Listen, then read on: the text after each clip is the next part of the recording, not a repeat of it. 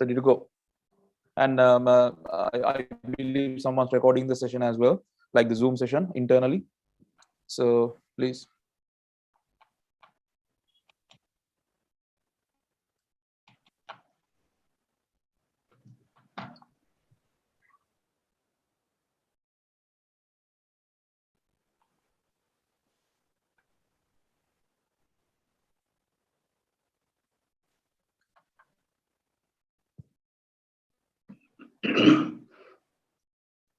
Good morning, distinguished guests, ladies and gentlemen.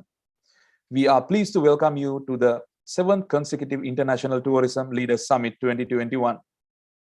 The International Tourism Leaders Summit is organized by the premier state-run academic body, the Tourism Study Programs of the Department of Economics, University of Colombo. In keeping with this motto, Wisdom Enlightens, the University of Colombo strives to maintain academic excellence in all areas of studies. Being one of the 56 academic departments, the Department of Economics hosts the tourism study programs under the Department of Economics, Faculty of Arts.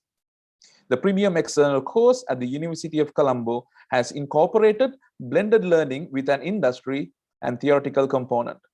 Master's, postgraduate, and Diploma of Tourism Economics and Hotel Management was approved by the University Grants Commission in 2009 under the Universities Act.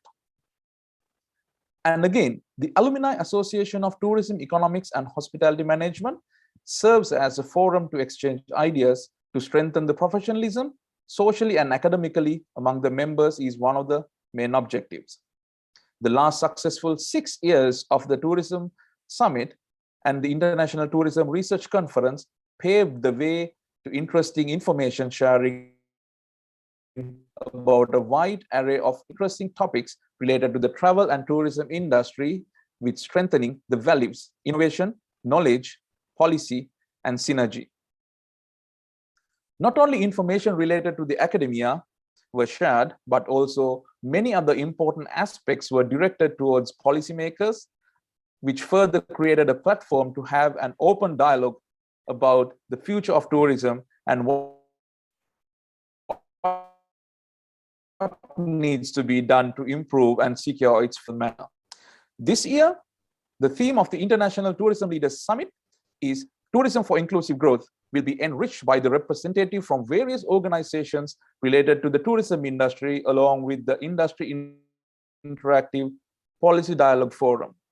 It's an honor to announce that this year, in parallel to the official celebration of UNWTO World Tourism Day, in strategic partnership with United Nations Development Program Sri Lanka, and together with key stakeholders of Sri Lanka Tourism, the event will transpire.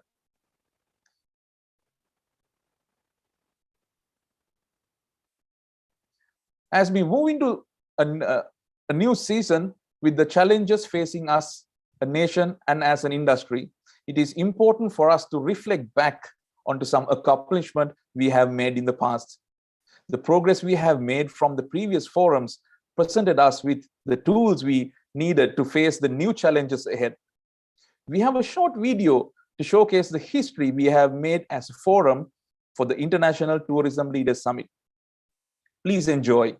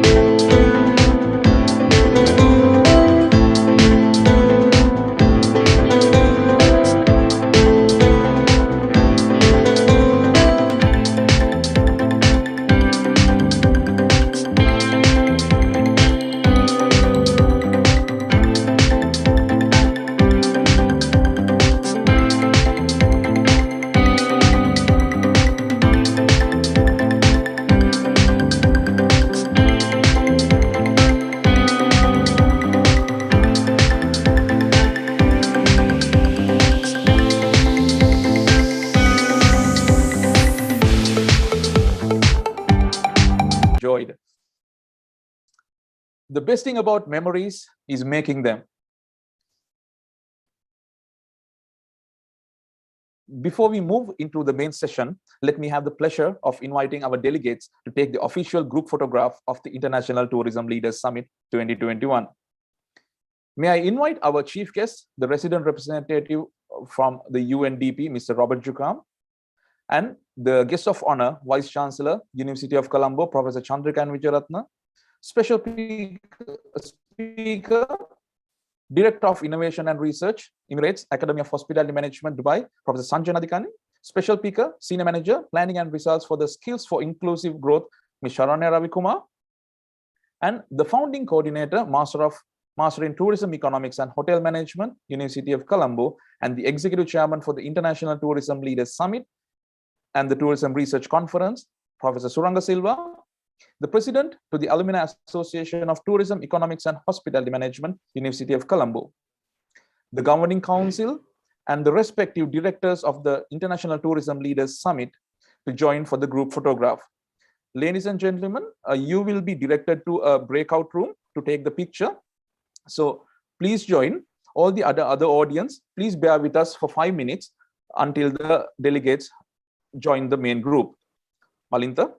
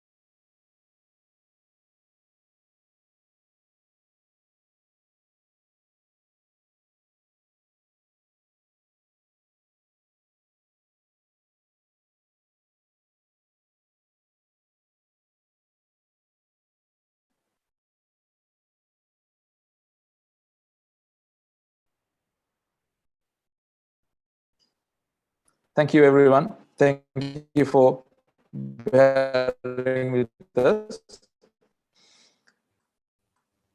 On behalf of the University of Colombo, we would like to welcome all delegates from the United Nations Development Programme Sri Lanka, distinguished guests and respected speakers, invitees, participants, and we warmly welcome you to our industry partners that supported our entity by offering support even in these tough times.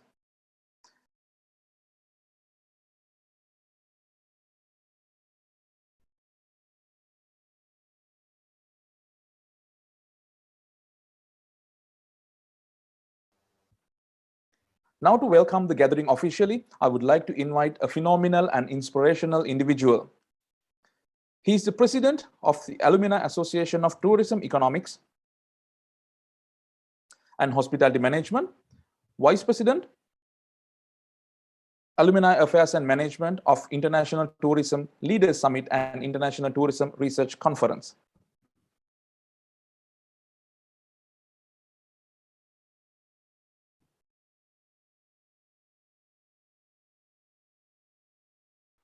He is currently holding the position as director and direct disciplinary committee member at the Sri Lanka Rugby and as the president of the Vidyartha Professionals Forum.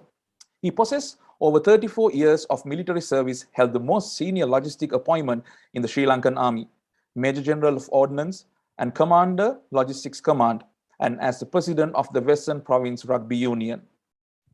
He has engaged in the tourism industry profession during the last 12 years and currently functioning as the direct operation at Asia Leisure Group.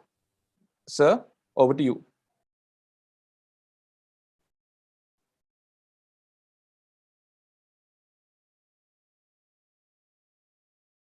The President, I think your mic is mute.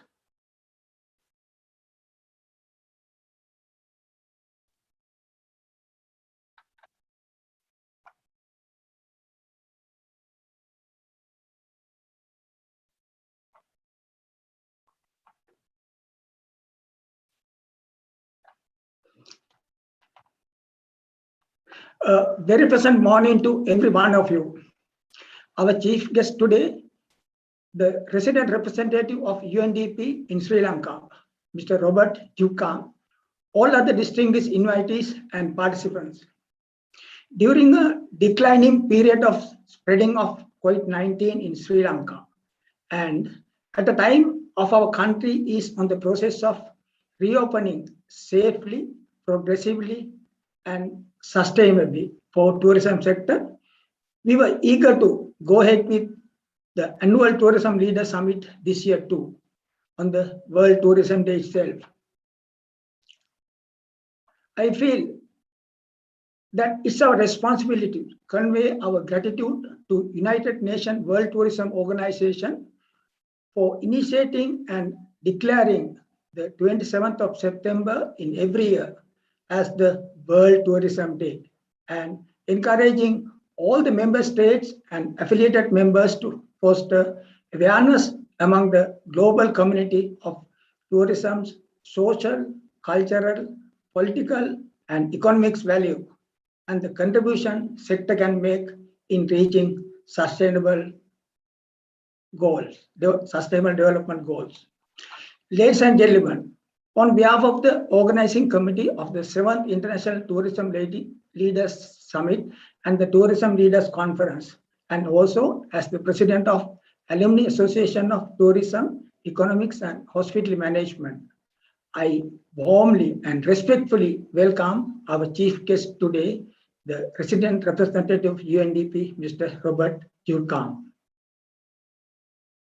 Your Honor, you being the head of UNDP arm in Sri Lanka, which advocate for change and connect countries to knowledge, experience, and resources to help people build a better life. Your active participation is a great encouragement for all the tourism stakeholders here, because UNDP mandate is quite applicable to us. We are delighted to offer the most hospitable welcome to you. Now, I wish to extend a very warm welcome to our guest of honor, Vice Chancellor of University of Colombo, Senior Professor Chandrika Vijayaratna. Madam, your continuous support, encouragement, and patronage for tourism education, tourism development program, and tourism projects are greatly appreciated. We warmly welcome you.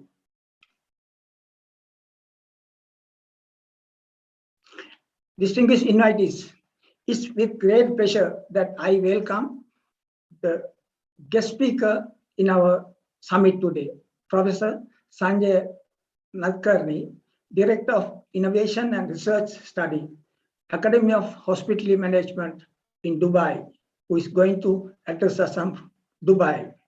His main interest in the convergence space of analytic, digital, and sustainability in the service sector are very much acceptable for tourism. We warmly welcome you, sir. I'm extremely happy to welcome our other guest speaker, Mrs. Sharanya Ravikumar, Senior Manager for Planning, Inclusion and Results with the Australian funded Skill for Inclusive Growth program, who is specialist in the development program design. We warmly welcome you. Ladies and gentlemen, on behalf of the very dedicated organizing committee, I wish to offer a gracious welcome to our Guru, the founder and coordinator of Master in Tourism, Economics and Hotel Management, University of Colombo, Professor Suranga Silva. Your guidance and the leadership to conduct this educational and promotional event, Tourism Leaders Summit for 7th consecutive year, is a great landmark. Now, may I very respectfully welcome all the senior academics, including senior lecturers in charge of tourism study courses, visiting lecturers on specialist subjects, and also all staff members of University of Colombo. Just to share with you, all the arrangements related to this event in planning and executing after certain pre-adjustments were done by your own students of the study programs. Your presence here have created a great impact, and all the students join me to welcome you. Ladies and gentlemen, today we are proud to have a large number of senior industry professionals and also major sponsors during the previous year summits. Some of you are investors, some of you are managing directors, and some of you are directors in the respective boards. At a time when we are trying to position ourselves as a top sustainable and innovative tourism destination in the world, our industry partners capitalize the advantages of the abundance of natural resources and the natural landscape that we are inherited with. Our industry partners have taken active steps to move forward for a more sustainable future. I'm sure you will gather more information for your projects, while learning partners will have an opportunity to interact with you in the future. We cordially welcome all valuable and productive industry partners and sponsors. It's my desire to extend a gracious and inclusive welcome to all the directors of Tourism Leaders Summit and Tourism Leaders Conference, including the Secretary General. I also wish to extend a very sincere and honored welcome to all the office bearers and executive committee members of the alumni. Both these groups, directors and the exco members, have been working with a lot of dedication and commitment during the last few weeks to get this going. Many of you wanted to have a physical event, but due to obvious reasons, we had to confine to a virtual meeting with your meaningful participation. We greatly admire your presence. It's with warm feeling that I welcome the students of tourism study programs in University of Colombo and all other individuals who have joined this program on the request or the invitation from your colleagues. I must say that all these participants whom I mentioned just now are a driving force for social inclusion, and some of you may be from the benefiting groups of youth and women, and maybe owners or the employees of small or medium-sized enterprises. I'm sure many of you have participated in previous Leaders Summit too.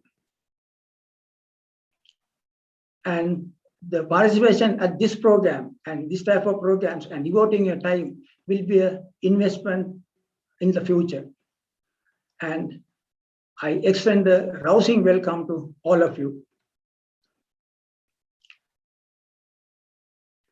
Ladies and gentlemen, once again, collectively, I warmly welcome all of you for the 7th Tourism Leaders Summit, which is being held while commemorating World Tourism Day. Thank you very much.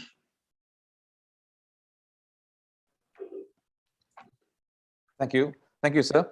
As you correctly said, we are so privileged to have everybody on board in this time in the event, and we warmly welcome you as well.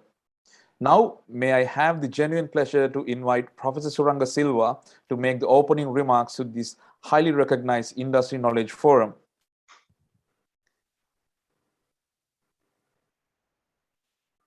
He was the, if it is not because of his guidance and direction, we would not be here to witness this magnificent event.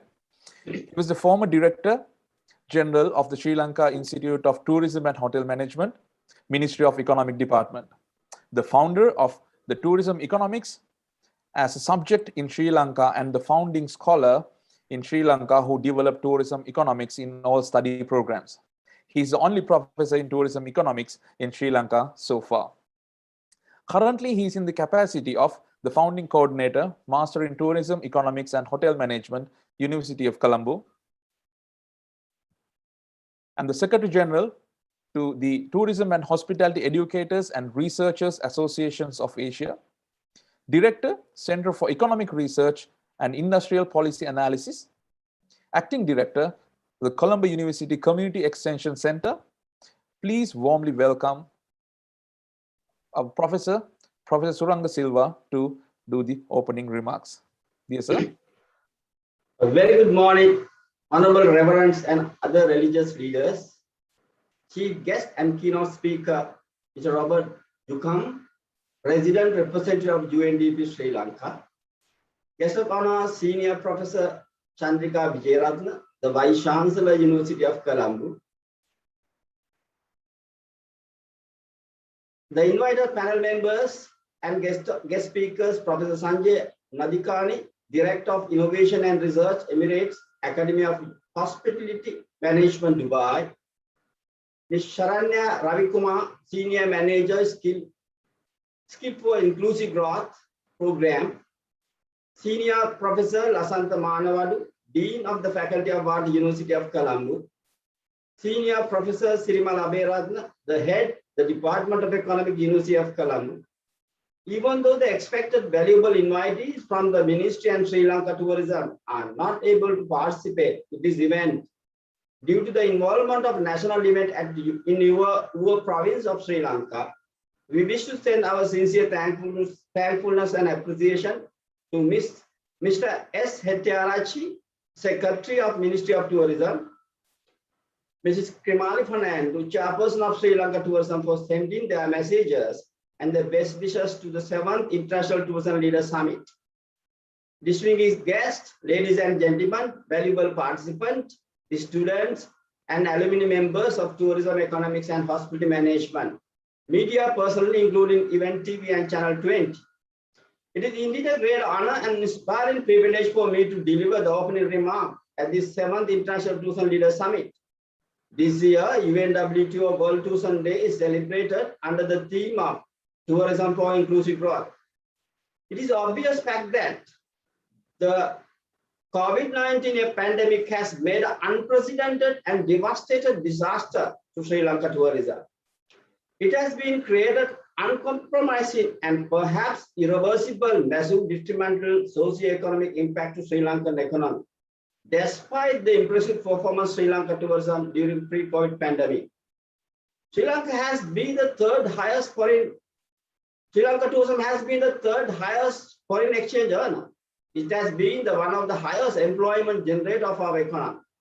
It has been one of the greatest economic stimulators for the development of other sectors of Sri Lankan economy through its strong backward and forward linkages and also direct, indirect and induced impact. In global tourism. This year's theme of UNWTO Tourism for Inclusive Growth is also emphasizing all of us to clearly understand and to prudently use the unique ability and strength of the tourism industry for ensuring that nobody is left behind as global tourism begins to grow again and look forward its great future. With the future with the prosperity, the future with the glory, the future with the peacefulness, the future with the togetherness, and future with the well-being and happiness for all. Now we have a great challenge. Our industry must recover fast from the COVID and from the current undesirable situation created from the COVID pandemic. It is no doubt that Sri Lanka tourism is recovering back in near future with a great resilience if we get the fundamental rightly. But the recovery growth of Sri Lanka tourism should not be the same as what we had. It should provide the right meaning of the UNWTO theme of this year, Tourism for Inclusive Growth. The nut that should not forget its skin. Therefore, the recovery growth of Sri Lanka tourism must put a very acute and special attention to the marginalized group of the most vulnerable segment of Sri Lanka tourism. It is fundamentally important and greatly decisive to achieve the sustainable recovery of the industry. The benefit of recovery growth of Sri Lanka tourism should be enjoyed widely and fairly by all segments of tourism industry who are committed for the recovery of Sri Lanka tourism. It should be more focused not only the higher segment of value contributor, but also the marginalized so vulnerable group of Sri Lanka tourism. If we are to provide right direction in achieving sustainable tourism development in Sri Lanka. According to the National Policy Framework of Sri Lanka, the stars of prosperity and splendor, if the industry wishes to create the people-centric tourism development, that should be the hitting the nail on the head. Then developing the right policy measures and management strategies towards the tourism for inclusive growth is a must. Finally, as commonly accepted statement, the action speaks louder than words. It has been clearly evident from the global best practices and from the great high flyers in tourism development in the world. The recovery growth of Sri Lanka tourism with the prosperity and the sustainability will be mainly determined through the creative decision making, innovative management, effective marketing, and finally responsible leadership. This can be achieved only through the professional excellence of the industry employees and their analytical decision making power. Therefore, the major objective of organizing Tourism Leaders Summit in year 2021 is to create the right and well-balanced industry policy dialogue to discuss and to prioritize the expected target, goals, and the relevant strategies of the industry, while ensuring the sustainability and fair distribution of dividends and benefit of the recovery growth and the development of Sri Lanka tourism among all contributors of the industry. I am confident that Tourism Leaders Summit will create a significant contribution on this purpose to propel Sri Lanka tourism towards the pinnacle of global tourism in near future.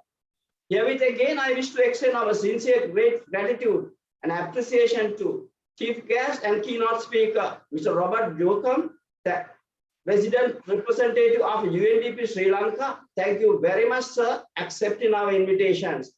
Guest of honor, Senior Professor Chandrika Vijayaratna, the Vice Chancellor of the University of Colombo. Thank you very much, madam. You have been providing so valuable contribution for all the activities, being the Vice Chancellor of the University of Colombo. Other valuable speakers, invitees, and the participants. Finally, we wish to see a great success of International Tourism Leaders Summit in this year, 2021. Looking forward to 2022 as a great event after completing this pandemic. Thank you very much and wish you all the best. Have a very fruitful and nice, very fruitful and meaningful day for Sri Lanka tourism. Thank you, Professor. Thank you very much for your speech, the opening remarks. Moving into the next segment, the guest of honor speech.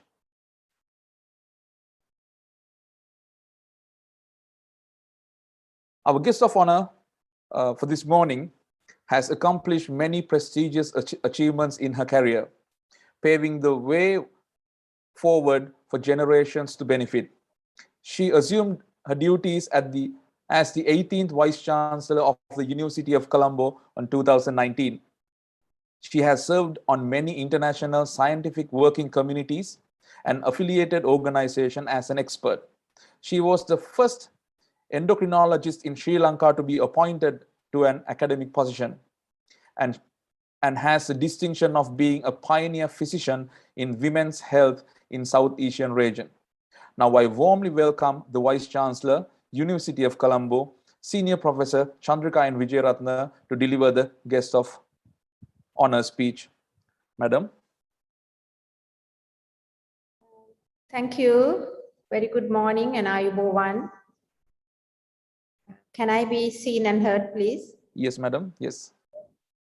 Chief guest, Your Excellency, Mr. Robert Yukam, Resident Representative of the UNDP, distinguished officials from the Ministry of Tourism and all the corporate partners, both locally and overseas, deans and directors of universities, guest speakers from Sri Lanka and partnering countries, respected members of the Alumni Association of Tourism Economics and Hospitality Management, head of department and staff of the Department of Economics, University of Colombo, conference chair and mentor, Professor Suranga De Silva, and members of the executive committee, and all the postgraduate students and alumni.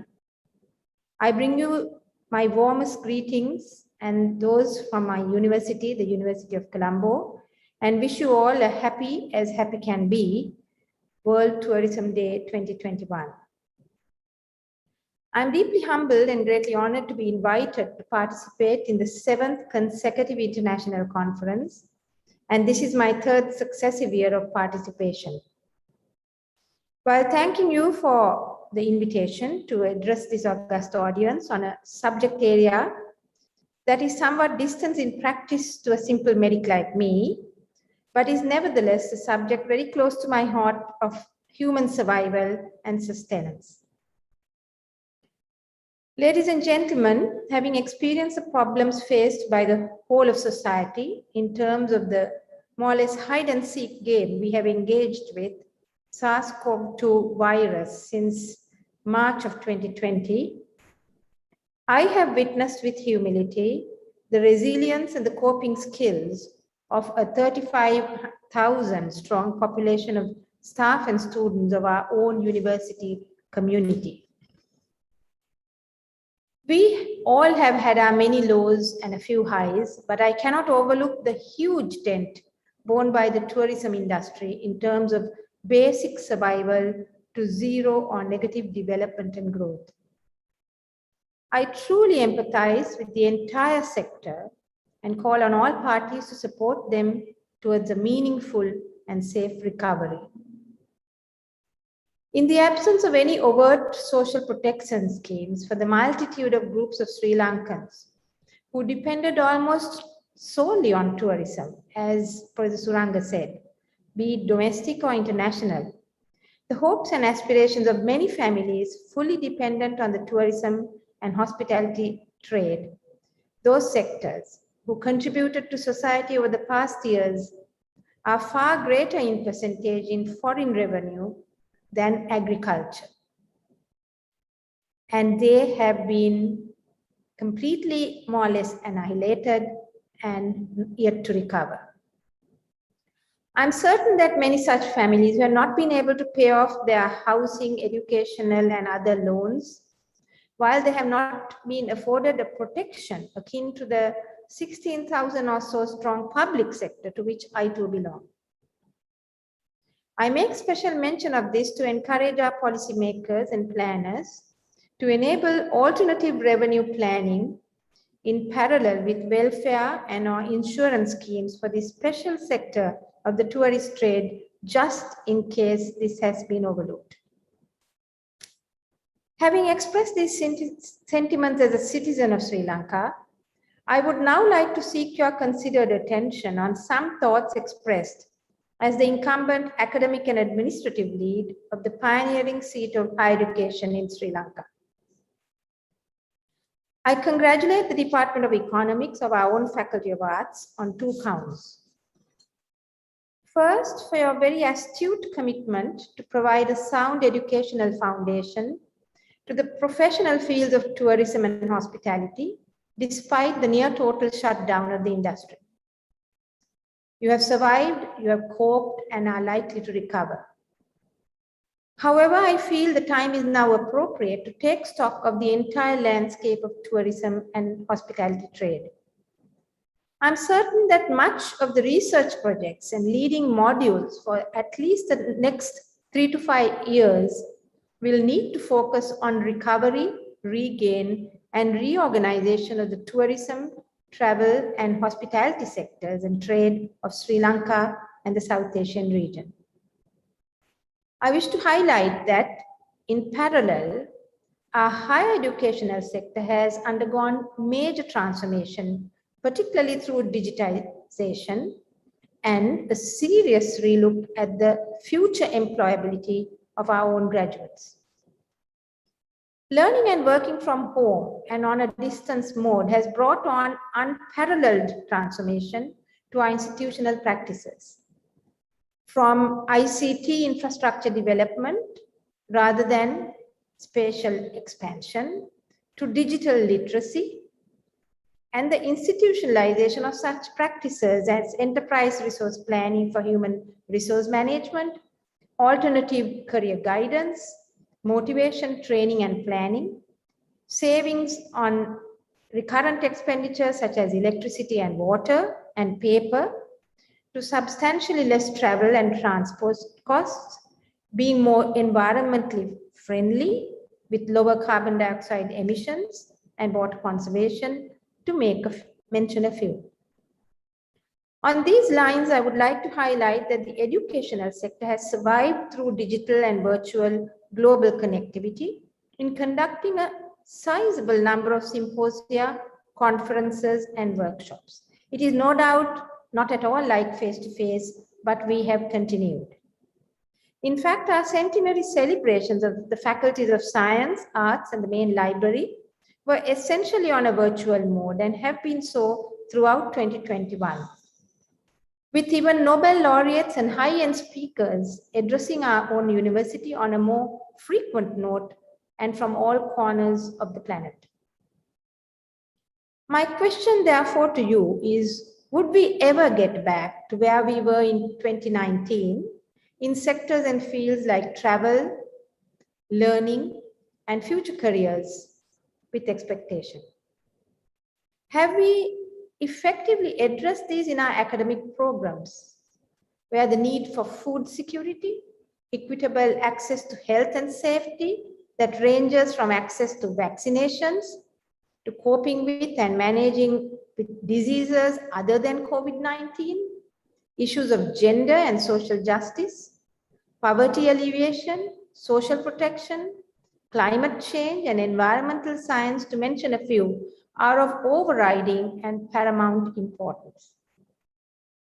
Holistically, we need to, Your Excellency and ladies and gentlemen, probably readdress the Sustainable Development Goals from the perspective of knowledge transfer to knowledge creation through research. In fact, I highlighted this aspect in a recent forum of educational leaders at an international level. May I seek the permission of our chief guest to suggest a scholarly relook at the indicators, targets, deliverables, predetermined timelines to address the SDGs. I'm certain that focused discussion to determine related research priorities and their support should be addressed and will be addressed in the near future. Permit me also to suggest that we need to encourage an evidence-based approach to a change in the revision of policy and strategies of tourism and travel by supporting experiential learning through case studies and community-based stakeholder engagement, thereby replanning and readjustment towards an effective and safe tourism sector, hospitality trade and the related sectors such as transport, cottage industry, gems and jewelry, small and medium price enterprises, corporate and financial sectors, to mention a few, would be made more meaningful. Fresh avenues can be explored with a holistic and multidisciplinary approach. Sri Lanka is a high-end location for biodiversity that can be an opportunity towards being a chosen locality to work and learn in the environmental sciences and in agri-entrepreneurship. The University of Colombo would be very happy to support this, as we have world-class academics in these fields with ongoing partnerships with highly rated universities such as Cornell, California and UCLA, and our learning localities are set in beautiful rural settings. Thereby, the industry and corporate partners can be wooed for on-site educational tourism that would be aligned with the newly started nomad visas, as I understand. The creative and cultural aspects of the performing arts, music, television and theatre drama, along with indigenous knowledge-based scholarships, are also worth exploring. We have the beautiful Sri Pali campus in Horana, with a strong historical link to Gurudev Rabindranath Tagore that celebrated 90 years recently, and the Institute of Indigenous Medicine, soon to become a faculty that extols the virtues of Ayurveda tourism. Our 150-year-old medical faculty can engage in medical tourism to shorten the long waiting lists of surgical procedures such as joint replacement, cataract surgery, and even living donor solid organ transplantation. We are in the process of establishing a unique engineering faculty with plans for integrated circuits and highly skilled human capital development that opens up opportunities to explore university-industry partnership that would engage the tourism and travel trade. Digitization and artificial intelligence has also been taken note of. Online bookings, payments, e-commerce may require specific training and technical support for small and medium-term businesses. In parallel, cybersecurity and training in netiquette and guidelines on social media behavior are essential with an appropriate legal framework instituted. Your quest should not culminate in developing mere study programs, but pave the way to partner with novel stakeholders. I see the need to address resilience and reorganize deliberations amongst teachers, researchers, and leaders in the fields of tourism and hospitality in order to add value and evidence-based scholarship to these fields. This portrays your visionary planning and networking globally and regionally with a purpose to give life and lift to a major player in every one of our country's economic development and sustenance. My salutations to the multitude of your group who have given so much to our nation, and I wish you all the strength to carry on and help your industry recover. Thank you, and I wish you happy deliberations.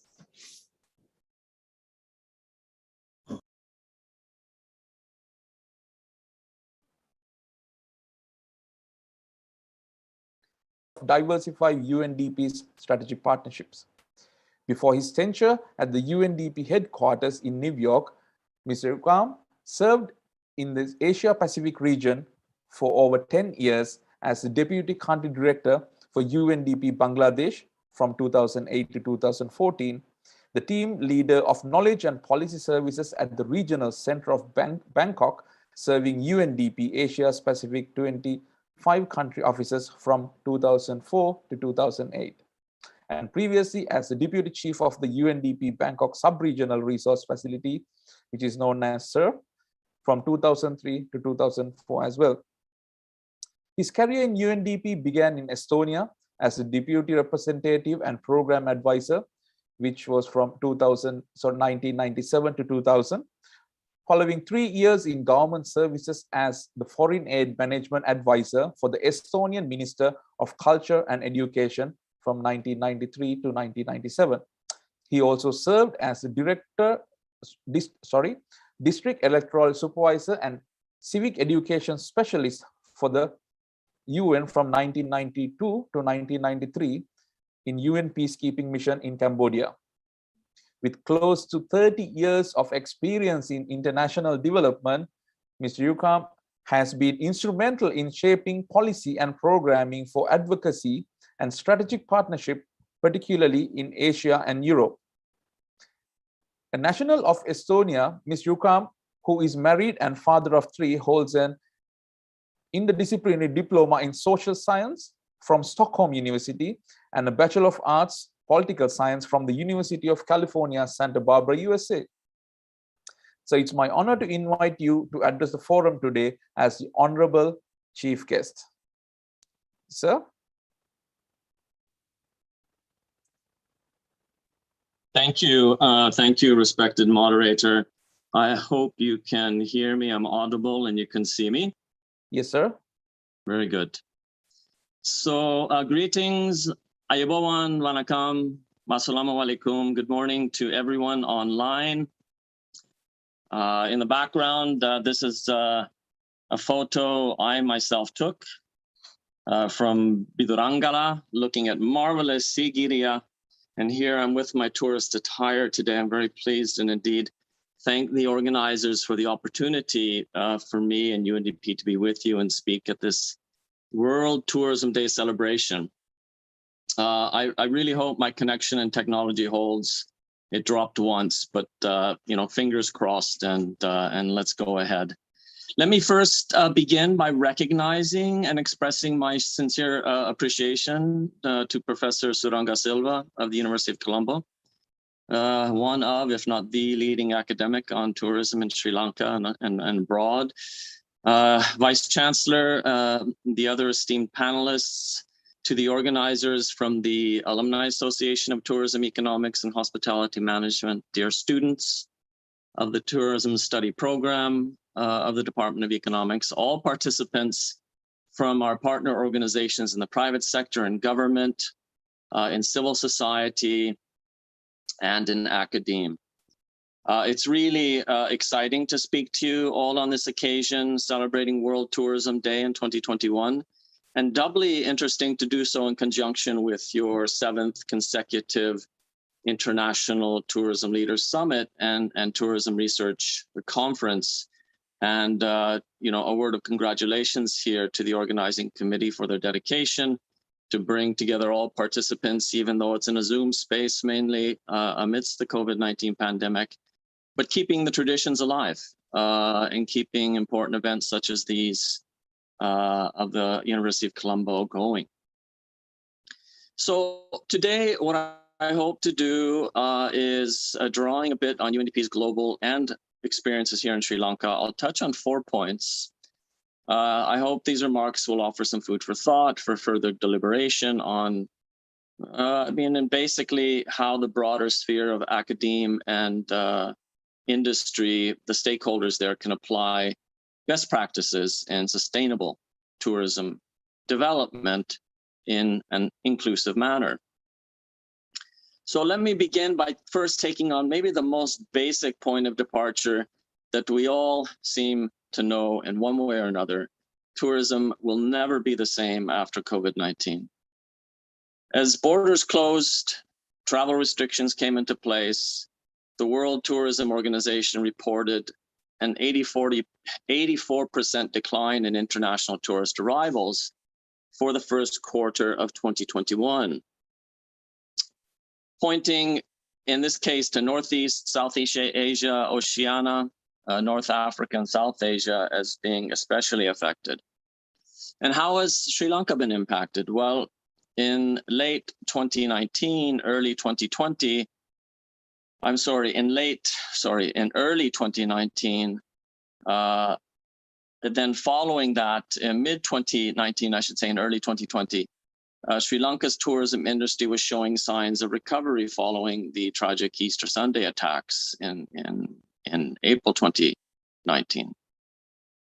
Yet just a half year later, almost a full year later, COVID-19 called for containment measures that brought tourism to really a shocking standstill once more. However, this time for a much, much longer time, and we're witnessing it now as we sit and speak. As of August 2021, my statistics are that just under 25,000 tourists had visited Sri Lanka. This represents a 95% decline compared to the more than 500,000 tourists who were on the island from January to March in 2020, which was part of that recovery period, not even getting up to the higher levels earlier. And what did this impact mean for people depending on tourism? Well, first of all, we should recognize that the impact of COVID-19 on tourism threatens the very goals, development goals we have had in place since 2015, when member states of the world adopted Agenda 2030 and adopted the more specific Sustainable Development Goals, the SDGs. COVID-19 socioeconomic impacts threaten to increase poverty, which is SDG 1, increase inequality, SDG 16, and potentially reverse, on the other hand, natural and cultural conservation efforts, improve them, I should say. The threats are actually already a reality. And, you know, tourism has increasingly become a vehicle for empowering and contributing to increased levels of income and gender equality amongst a much larger portion of the population, more than before in the earlier eras of high-end hotels with only the richest of tourists visiting countries around the world. These gains in inclusivity of people to getting the benefits that the tourism financial inflows and the cultural exchange bring are really notable. And cultural exchange, because yes, people also grow in human development terms through exposure to others in the world, new knowledge, new experiences, new jokes, new laughter. All of this is now at risk, along with the contributions to the achievement of SDG targets. Now, on the other hand, tourism the sector has had always a significant climate environmental footprint. The more it grows, the more it does so, requiring heavy energy and fuel consumption, which puts a strain on the planet and natural resources. So what can the world and what can Sri Lanka learn from this? COVID-19 has showcased how the relentless pressures we place on nature, the planet, and biodiversity is increasingly becoming detrimental for our coexistence. And it also showed us that tourism is a contributor to those detrimental impacts. The National Tourism Roadmap was developed in mid-2019 with support of UNDP in Sri Lanka, a temporary kind of roadmap of revival based on a rapid COVID-19 impact assessment to the tourism sector. And it identified in the months following the March lockdown that while a majority of formal jobs were protected in some way or another, employees receiving reduced salaries, for example, but daily wage earners and informal workers being severely affected. Specifically, the auxiliary industries supporting the tourism sector, such as laundry and cleaning sectors, just one example, had limited relief measures accessible to workers in the informal sector, with women in the sector being disproportionately affected. Of course, tuk drivers and small shop owners in tourist areas have suffered greatly. And this has only continued as wave after wave of COVID variants has stalled, hints of recovery. And of course, this revival roadmap, a first step, highlighted the need for improved risk preparedness measures. But again, in all of this, actually speaking on the environmental and biodiversity conservation side, there is a silver lining. This visible experience by humans being locked down in places raised greatly internationally across countries at all streams of society on the urgency to protect the planet and the environment and the climate and biodiversity. And this in turn has renewed the discussion on sustainable tourism development, a paradigm shift that Sri Lanka could leverage, has been leveraging, and can do more to emphasize. My second point is about taking that knowledge about sustainability and impacts on the more marginalized and doing something big. Now is the time to leapfrog towards transformation. We know that tourism is no longer viewed as a standalone sector. The repeated shocks have proven that it is an engine of employment, economic growth, sustainability, and boosts other sectors such as hospitality, agriculture, livelihoods, transport, and many more. Investing in tourism revival is considered one of the fastest means to kickstart other economic sectors affected by the pandemic. And in order to build resilience, sustainability is a formidable force to reckon with and use.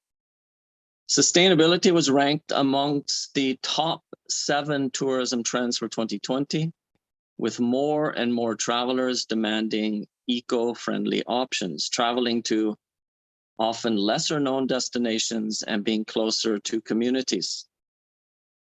So rebuilding tourism is an opportunity for transformation. It allows for leveraging its impacts on destinations and building stronger communities and businesses through many means, including innovation, digitalization, and partnerships.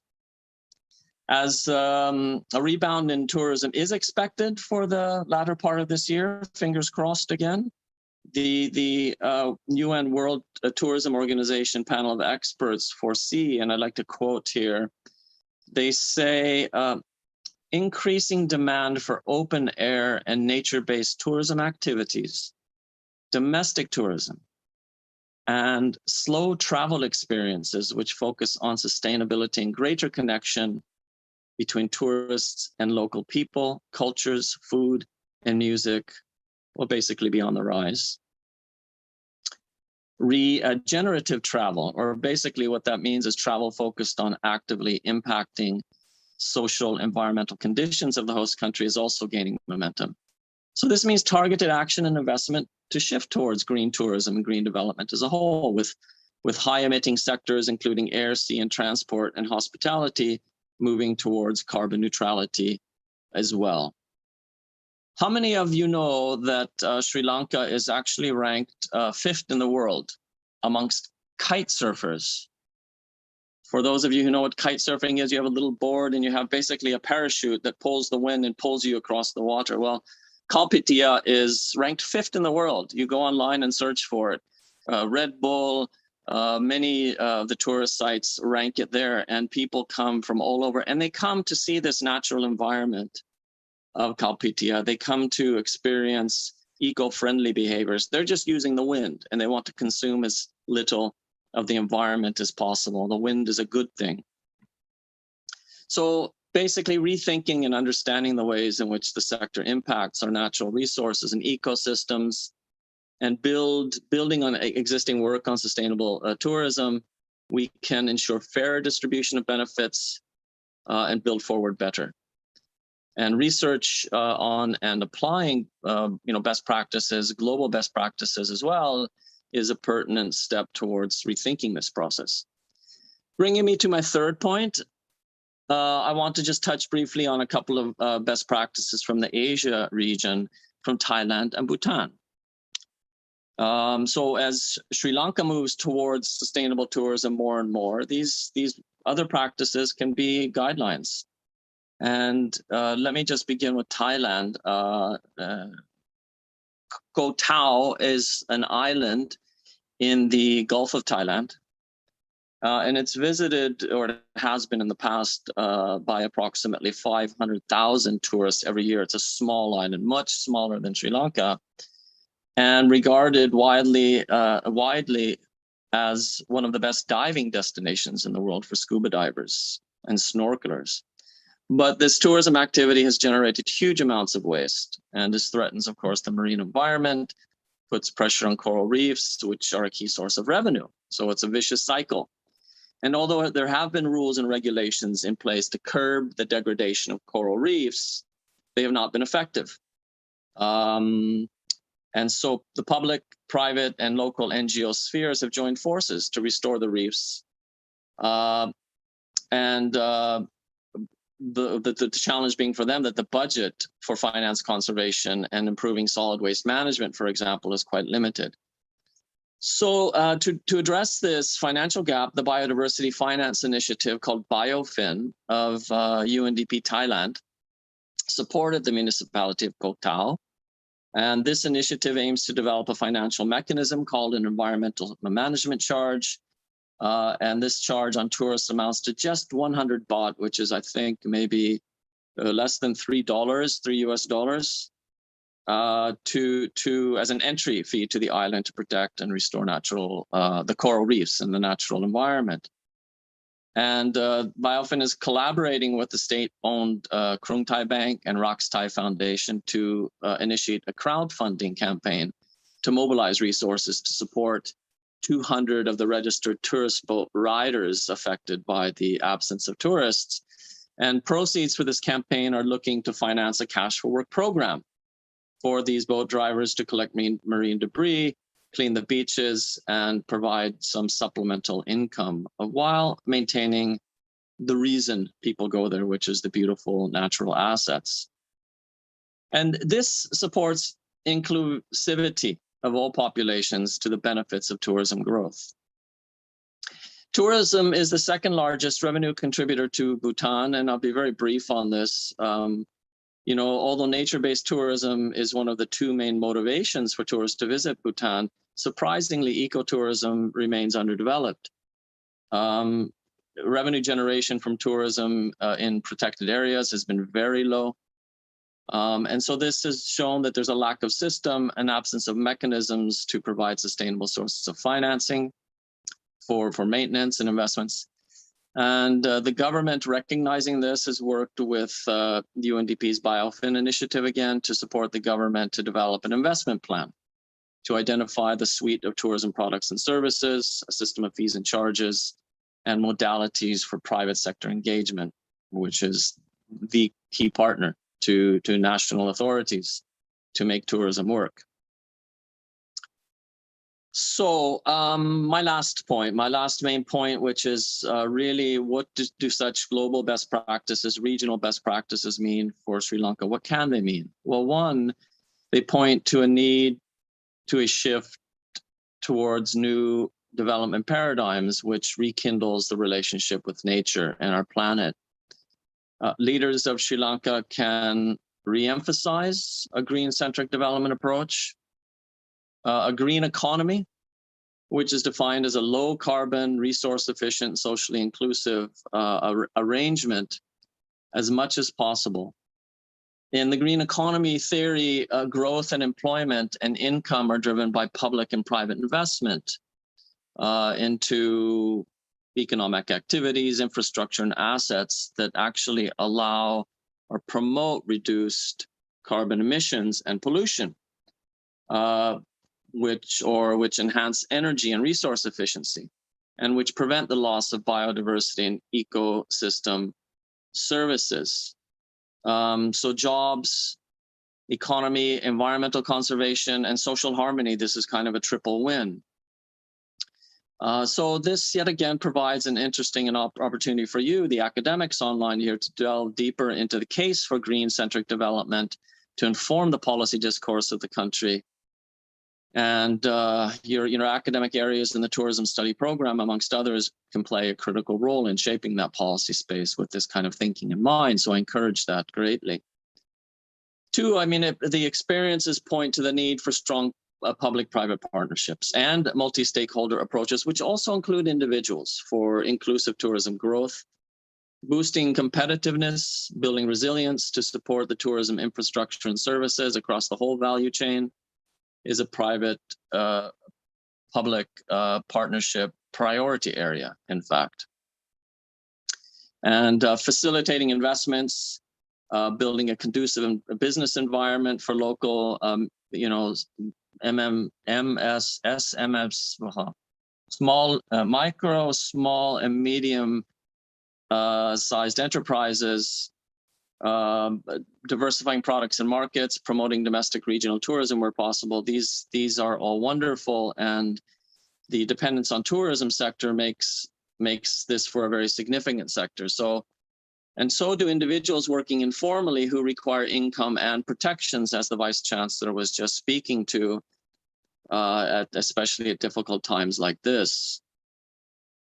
And with the majority not having access to formal financial organizations or other business development services, working together with Citibank, UNDP is supporting women entrepreneurs to thrive and overcome their financial obstacles. But more business development assistance is required, and it can be done if we do it the right way. Say yes to innovative and green financing for development. Both the global case studies provide examples of financial mechanisms supporting symbiotic arrangements between tourism, communities, and natural resources. Currently in Sri Lanka, ticketing systems are arbitrary. They don't necessarily reflect the maintenance cost or the protection of natural assets. While biodiversity-related destinations are high in demand, the country requires appropriate measures to prevent over-visitation or degradation of ecosystems. And so maybe a possible measure might be the development of a standard fee. But this is not all. At the national level, we're speaking with the Ministry of Finance and the Central Bank of green financing mechanisms such as bonds to help raise impact investors' interest in Sri Lanka and in sustainable tourism. So UNDP has worked closely with the Ministry of Tourism, SLTD, and the provincial councils. We're currently providing technical assistance with the National Tourism Policy for Sri Lanka, which is under development. The multi-stakeholder consultations are still ongoing with tourism associations and the private sector, and the effort is really to create a holistic, inclusive national tourism policy. And with BioFin here as well, in collaboration with SLTDA, UNDP in Sri Lanka has also provided financial and technical assistance to complete the Sustainable Tourism Certification Program. Basically, that accommodation sector, that those accommodation providers who are sustainable in their actions and their systems, that they are certified. And we're also moving in support of making destinations sustainably certified as well for 9 destinations across the 9 provinces in the island. The background here being one of them. The scheme looks to basically manage existing tourism destinations by reinvesting in conservation of natural resources, ensuring that tourism will be for the people on the planet and leave no one behind. And just to note also that UNDP with the Ministry of Environment, together with other co-conveners, organizing the Colombo Development Dialogues on Green Development, starting from mid-October, and we'll have a whole of society conversation, in fact, on the core themes of green development. And so we look forward to doing that. So in closing, with COVID on the doorstep, as it's been, and still even coming in the door, unfortunately, Sri Lanka is possibly at the most important juncture of its developmental pathway since tourism became a thing in Sri Lanka. With less than 10 years to reach the vision of the Sustainable Development Goals, this is the right time to have this conversation on sustainable tourism development. A do-it-alone approach may not succeed, or it may succeed temporarily delaying some impacts of the crisis, but it would not succeed in addressing root causes. Academics such as yourselves could take the lead in looking for new ways to drive collaborative innovation that delivers on smart interventions that have maximal impact with minimal effort, especially given the constrained fiscal space in Sri Lanka. And in line with this year's theme of tourism for inclusive growth, I encourage you to delve deep into localization of global practices, green-centric tourism development, the new ways of organizing ourselves, promoting multi-stakeholder partnerships and collaborations, and green financing for sustainable tourism development. The research interventions of academia really have the ability to inform us, the development partners, and the government of Sri Lanka to direct our focus towards solutions to address very pertinent issues with a strong base of evidence-based policymaking. Really, this is like applied policy. You contribute to the applied policy efforts of the country. UNDP Sri Lanka stands committed to continue our long-standing support to the country, to the government of Sri Lanka, with all stakeholders broadly, but especially within this sector, supporting the creation of a highly successful, sustainable tourism development trajectory. Thank you. My sincere thanks to the University of Colombo and the organizing committee for inviting me to this fantastic event. And I wish you the best today as we celebrate the hope of tourism for Sri Lanka, and as we celebrate you and all your future endeavors, which I hope will be successful. All the best. Thank you very much. Thank you. Thank you, sir. We are so privileged to have you today representing the UNDP, as the United Nations Development Program in Sri Lanka plays a major role when it comes to contribution to the country. And I believe the global best practices points that you made today will reshape the Sri Lankan tourism as well. Your Excellency, thank you very much. Since we announced that this year's International Tourism Leaders Summit will take place along with the World Tourism Day celebrations as usual, we received best wishes, blessings, and messages from significant individuals and organizations from all around the world. Unfortunately, with some time limitations, we will not be able to share all the messages, but it is my pleasure to share some of them in this forum next.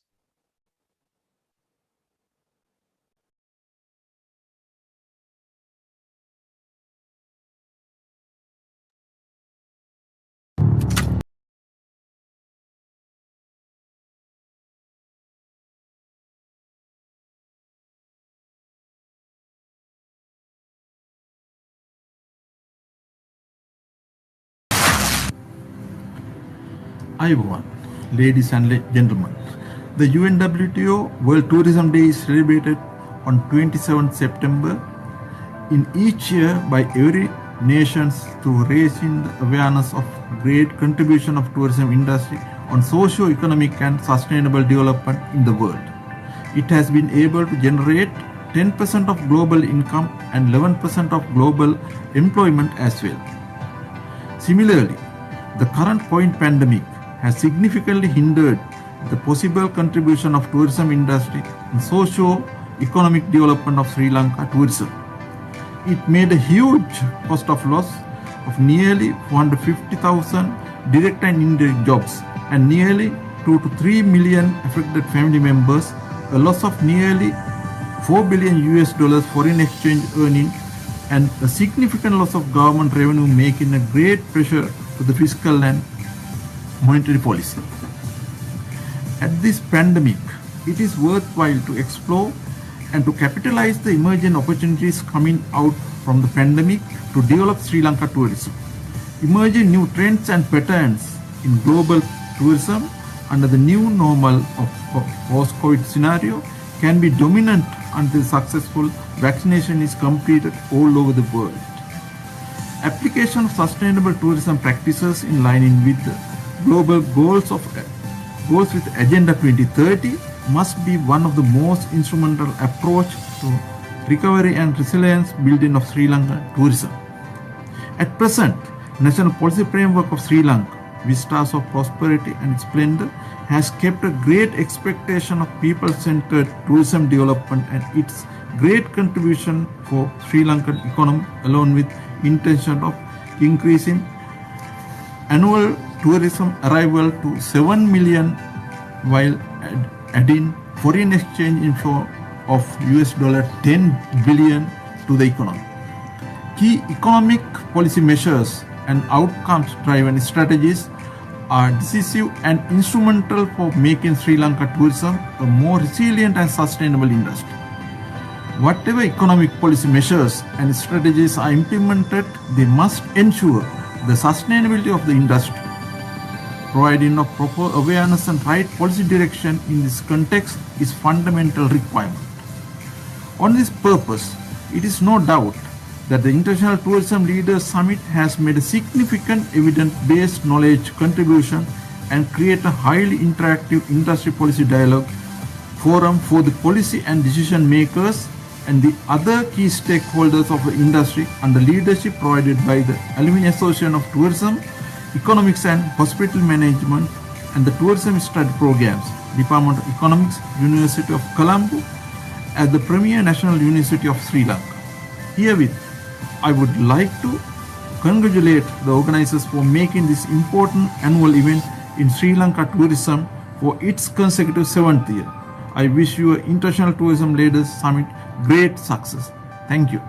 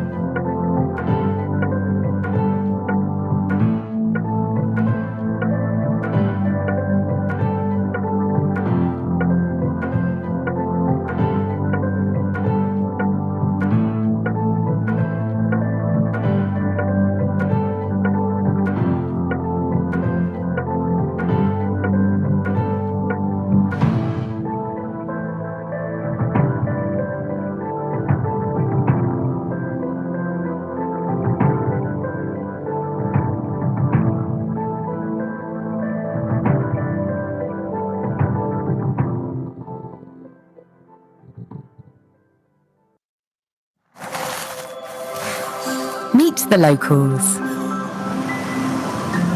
and see Sri Lanka through their eyes. Feel the sand beneath your feet and float in the warm Indian Ocean. See ancient wonders from new heights or explore them from the ground.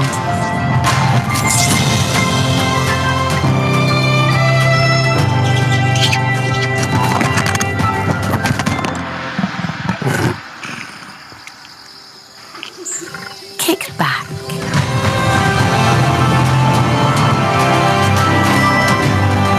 and end your day with a relaxing dip in the pool.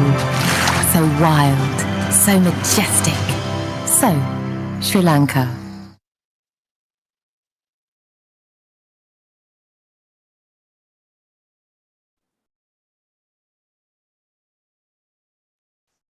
Thank you.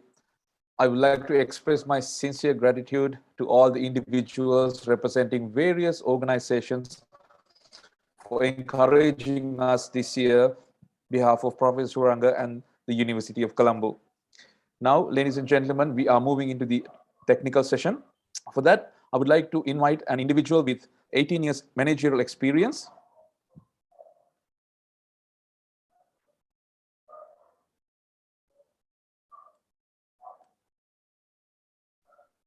So I would like to invite an individual with 18 years managerial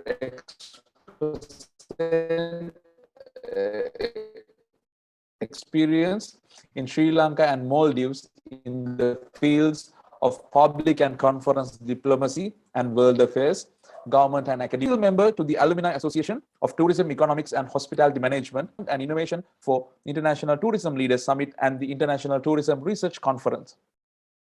He is also a profound alumni member and the founding Secretary General of the Alumni Association of Tourism, Economics and Hospitality Management. Currently serving as the Industry Engagement Manager and Senior Lecturer for William Anglis Institute at SLIT, as well-known educator while connecting the academia and the industry. We invite Mr. Kasun Abenayaka to begin the moderation for the esteemed panel of the 7th International Tourism Leaders Summit 2021. Mr. Kasun.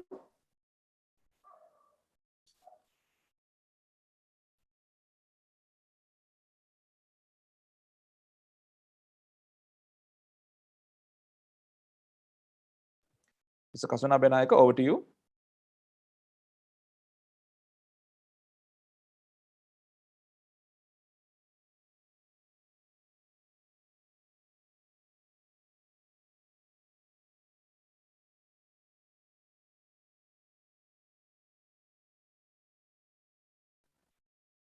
Please bear with us for the technical delay.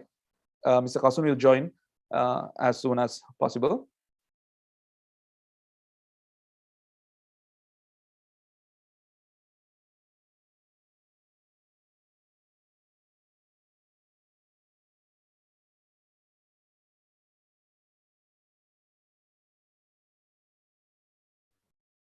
Right. Thank you, Madhushan. There was a small Thank you, Madhushan. There was a small technical error from my end. Good morning, all of you. Happy World Tourism Day 2021. This time, Tourism for Inclusive Growth. This session, we are going to talk about two main segments. One is all about the technology aspect, how we can use technology into the inclusive tourism, and also the skills sector. I have two eminent personalities, Professor Sanjay Nadikani. He is the Director Innovations Research at Emirates Academy of Hospitality Management in Dubai. And he's going to talk about digital innovation and sustainability trends in post-COVID tourism for inclusive growth. And we have Ms. Sharanya Ravikumar, a Senior Manager for Planning, Inclusion, and Results with Skills for Growth.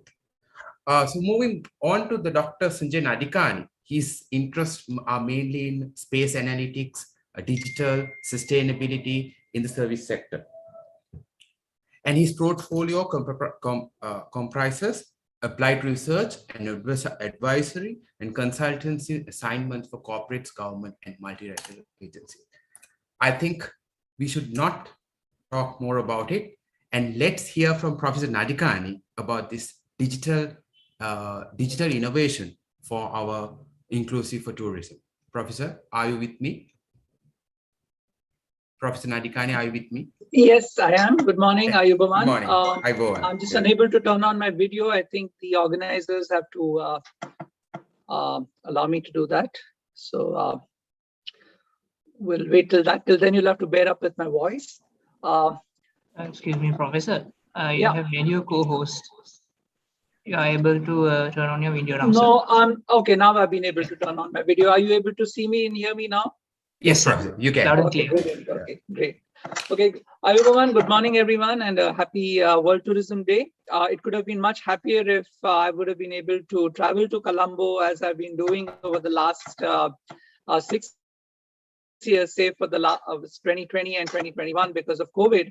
But again, it's a delight to know that despite all these difficult circumstances, you have kept up the spirit of continuing with the International Tourism Leaders Summit and the Tourism Research Conference.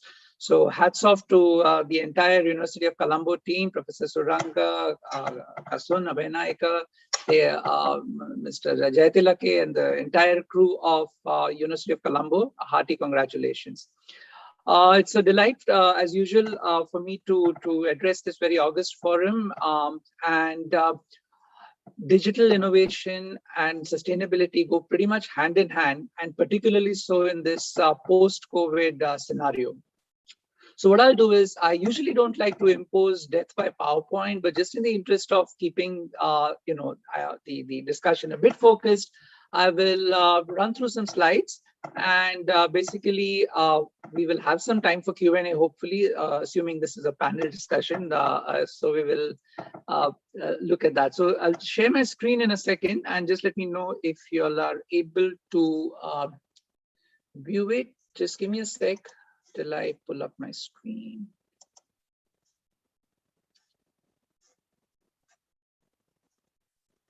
It's usually the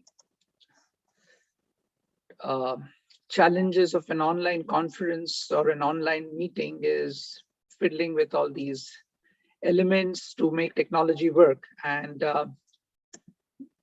okay, here we go. Should be able to see my screen in a second. Are you able to see my screen, folks?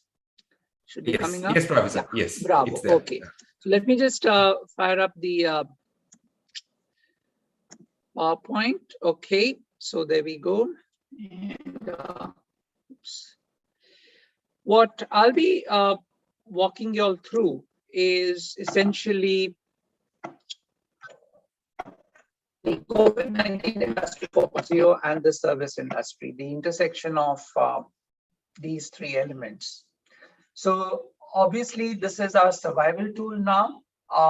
We will talk a bit more about Industry 4.0, what it means, what are the implications. It's all related to technology and innovation. And obviously, we are here in the service industry celebrating the World Tourism Day under the shadow of COVID. So in terms of the agenda, let's start with what is digital transformation, because that's been a buzzword even before COVID, except that now post-COVID, it's taken a more sort of a significant role. We will then look at the data story, because as the previous speaker, Mr. Robert Junker, mentioned, innovation, technology, all this is fueled by data. So we'll look at the data story, understand what's Industry 4.0, and then touch a bit upon sustainability, because that's the core theme. And as a result of which, what happens when it comes to upskilling the future generation of tourism industry stakeholders. So here's some of the headlines that I've picked up before COVID. It's all about, digital transformation, winning customer loyalty, risk, globalization, over-tourism, which was also referred to from a sustainability perspective, low-cost carriers, driving volume mass tourism, eruption of the sharing economy, starting with Airbnb and the types that have now scaled up. So from all these perspectives, you can glean that this was a pretty much gung-ho sector before COVID hit. And that's what we call a black swan event. Yeah, I'm not sure how many of you are familiar, but it's pretty interesting. This concept of the black swan event was first suggested by Nassim Taleb in 2001 in a book called Fooled by Randomness.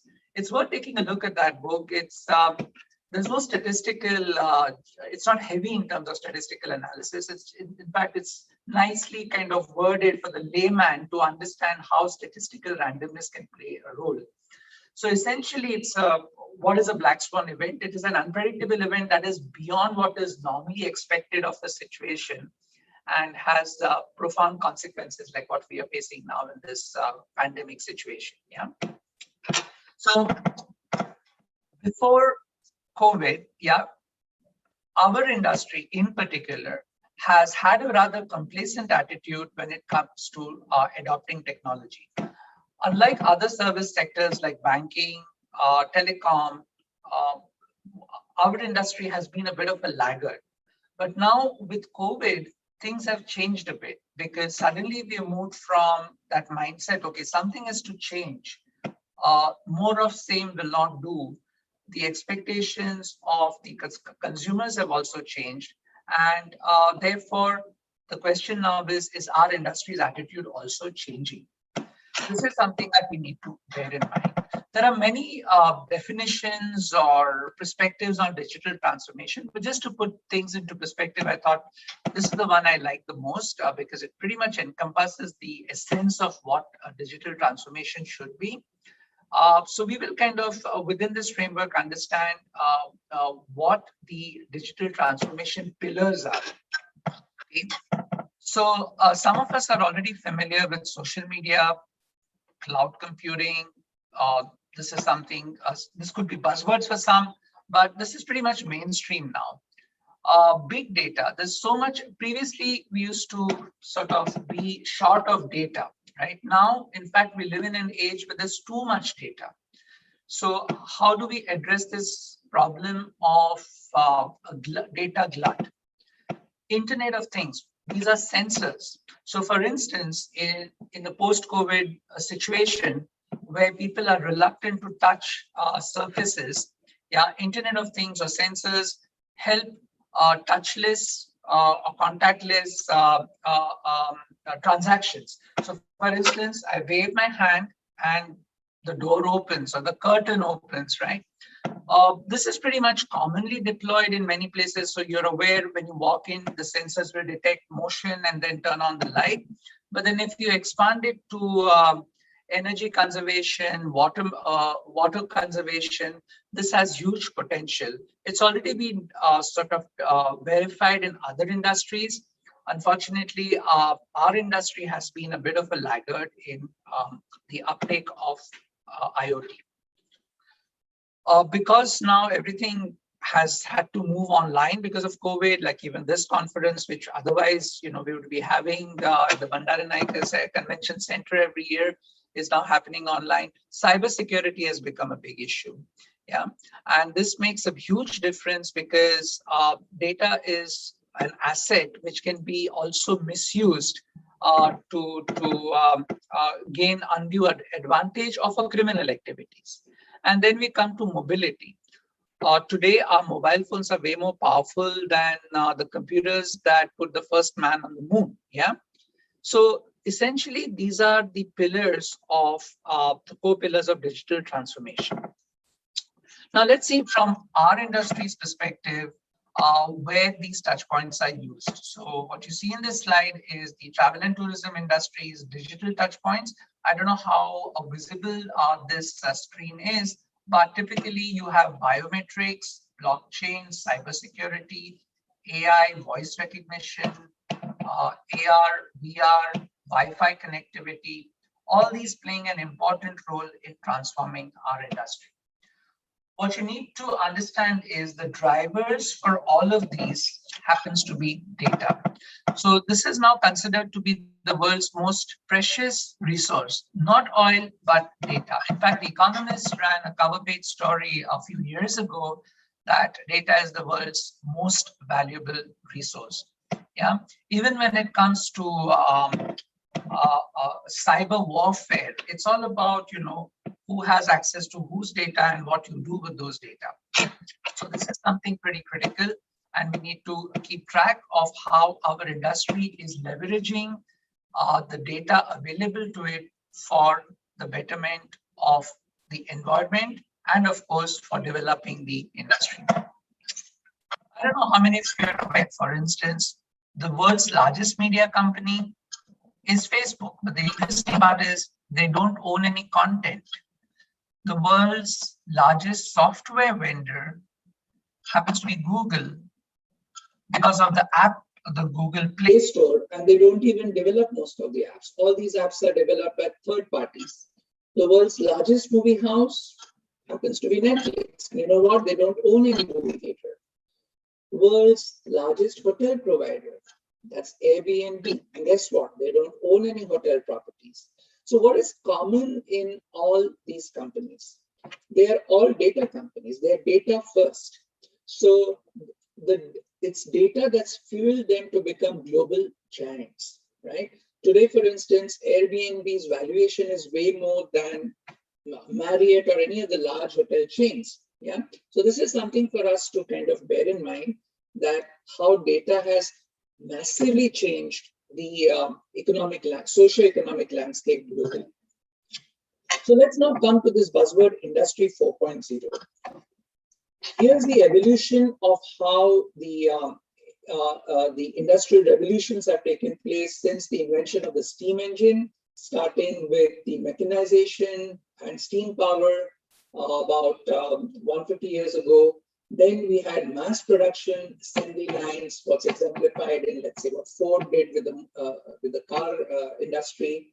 Then comes Industry 3.0 in the post-Second World War stage, where you have automation, computers, electronics. So the era from the 80s until 90s, early 2000s, right?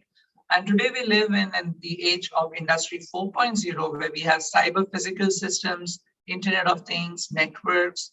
So basically it's machine to machine discussion, yeah?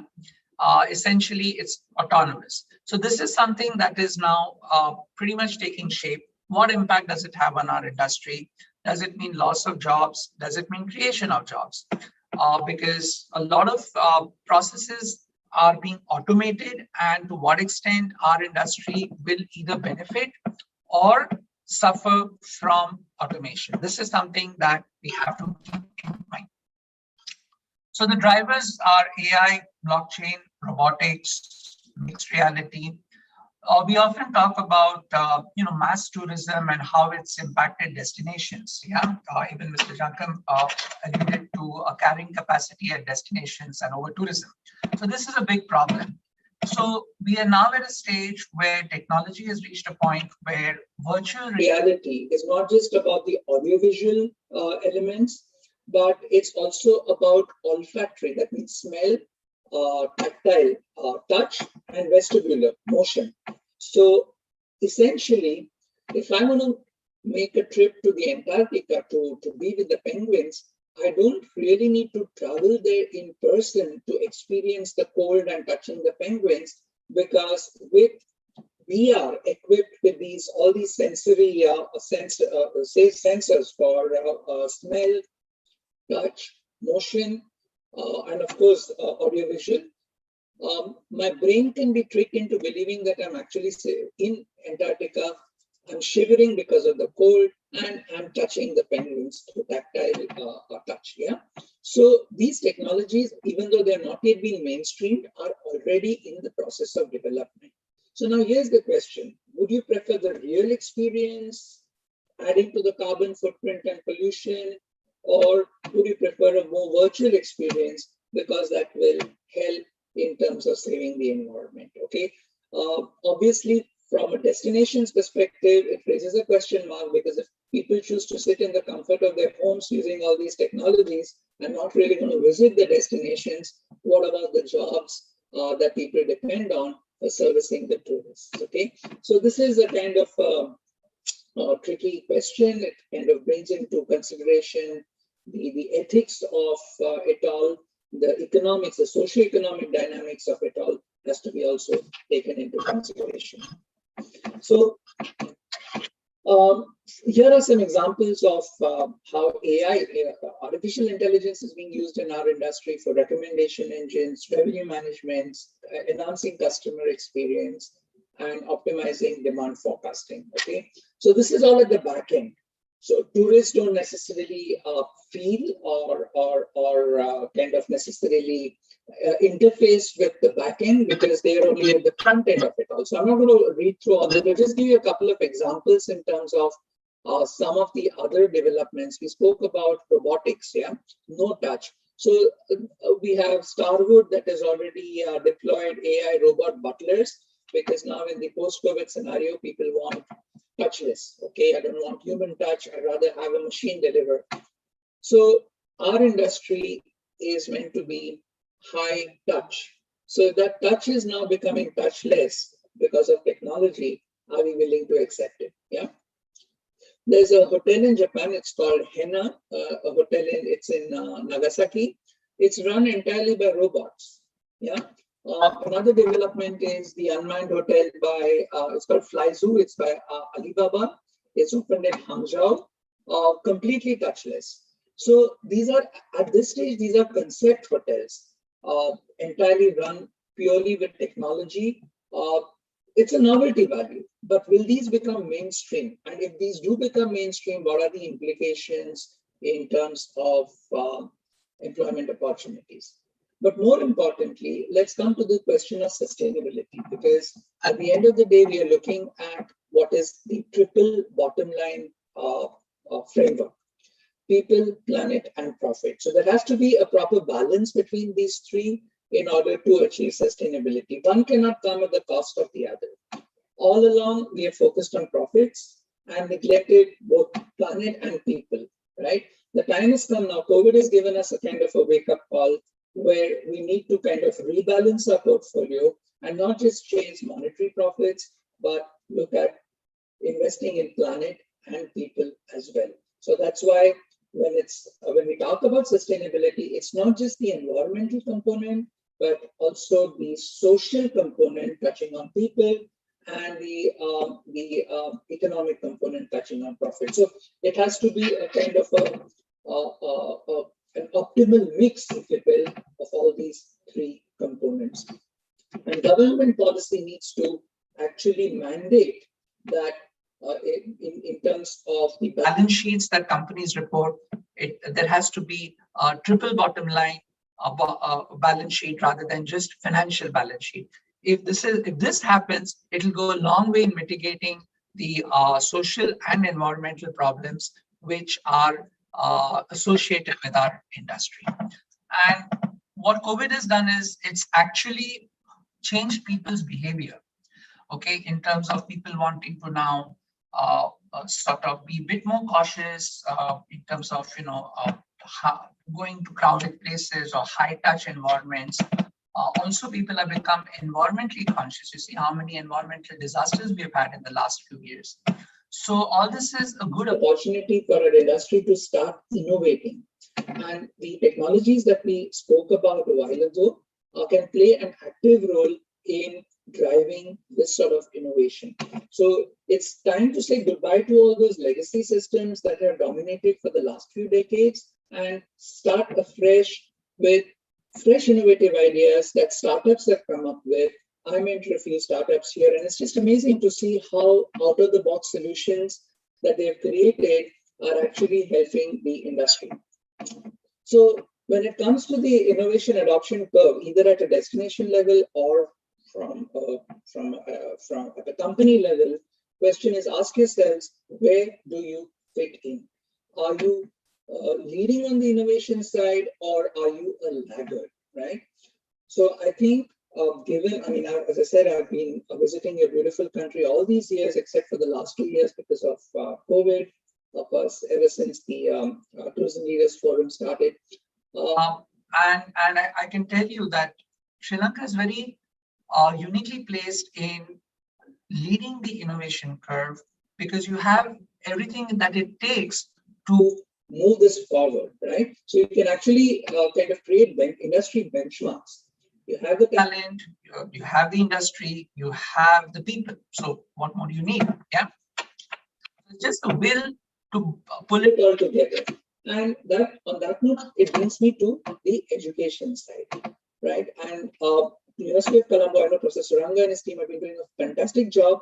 And I think what will happen moving forward is they will have factored all these elements into reviewing their curriculum to make it way more accessible to a wider audience, and also to foster a sense, spirit of innovation, where students, the younger generation who are the future leaders, will actually come up with innovative ideas to solve the current problems that are plaguing this industry.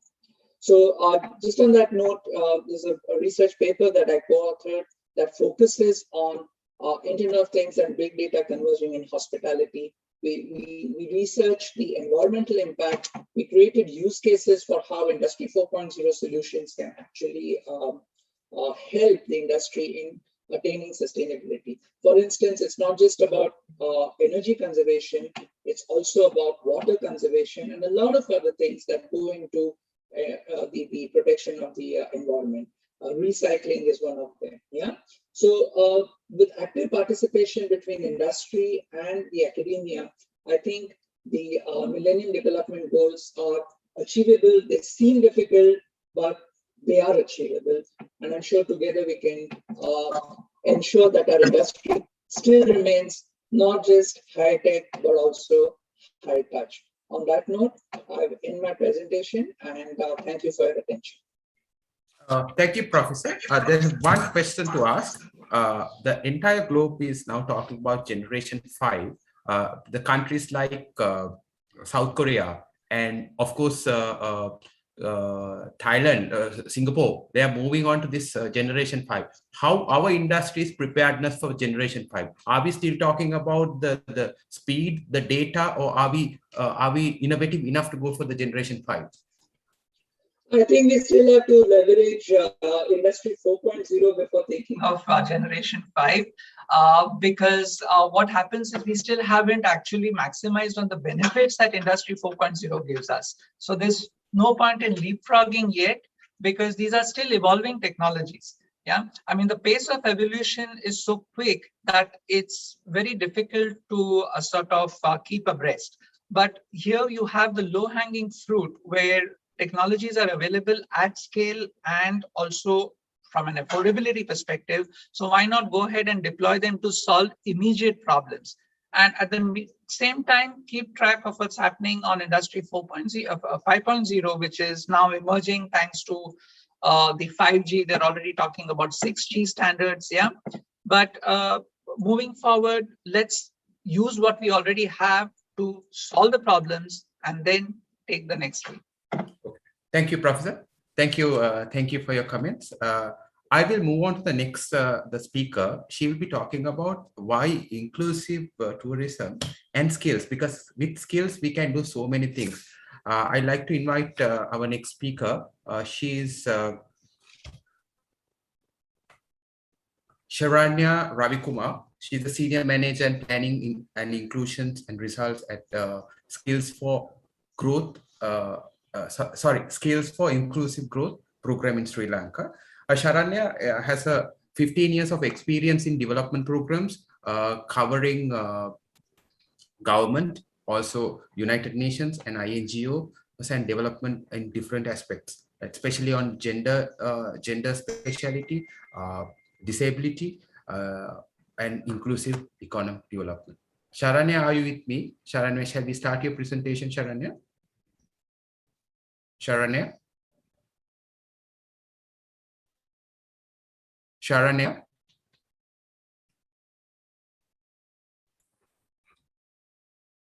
Hello, can you Yes. hear me? Can hear, Sharanya. Shall we play your video clip now, or you want to do it within your discussion? I think we can play that video at the end of the session. Sure. So allow me to share the screen. Sure. Yes. Navit, I think you give the opportunity. Yeah, it is done, sir. Yeah, okay. Sharon, you are able to share your screen. Sure. Forum is yours, Sharon. Yeah, just give me a second.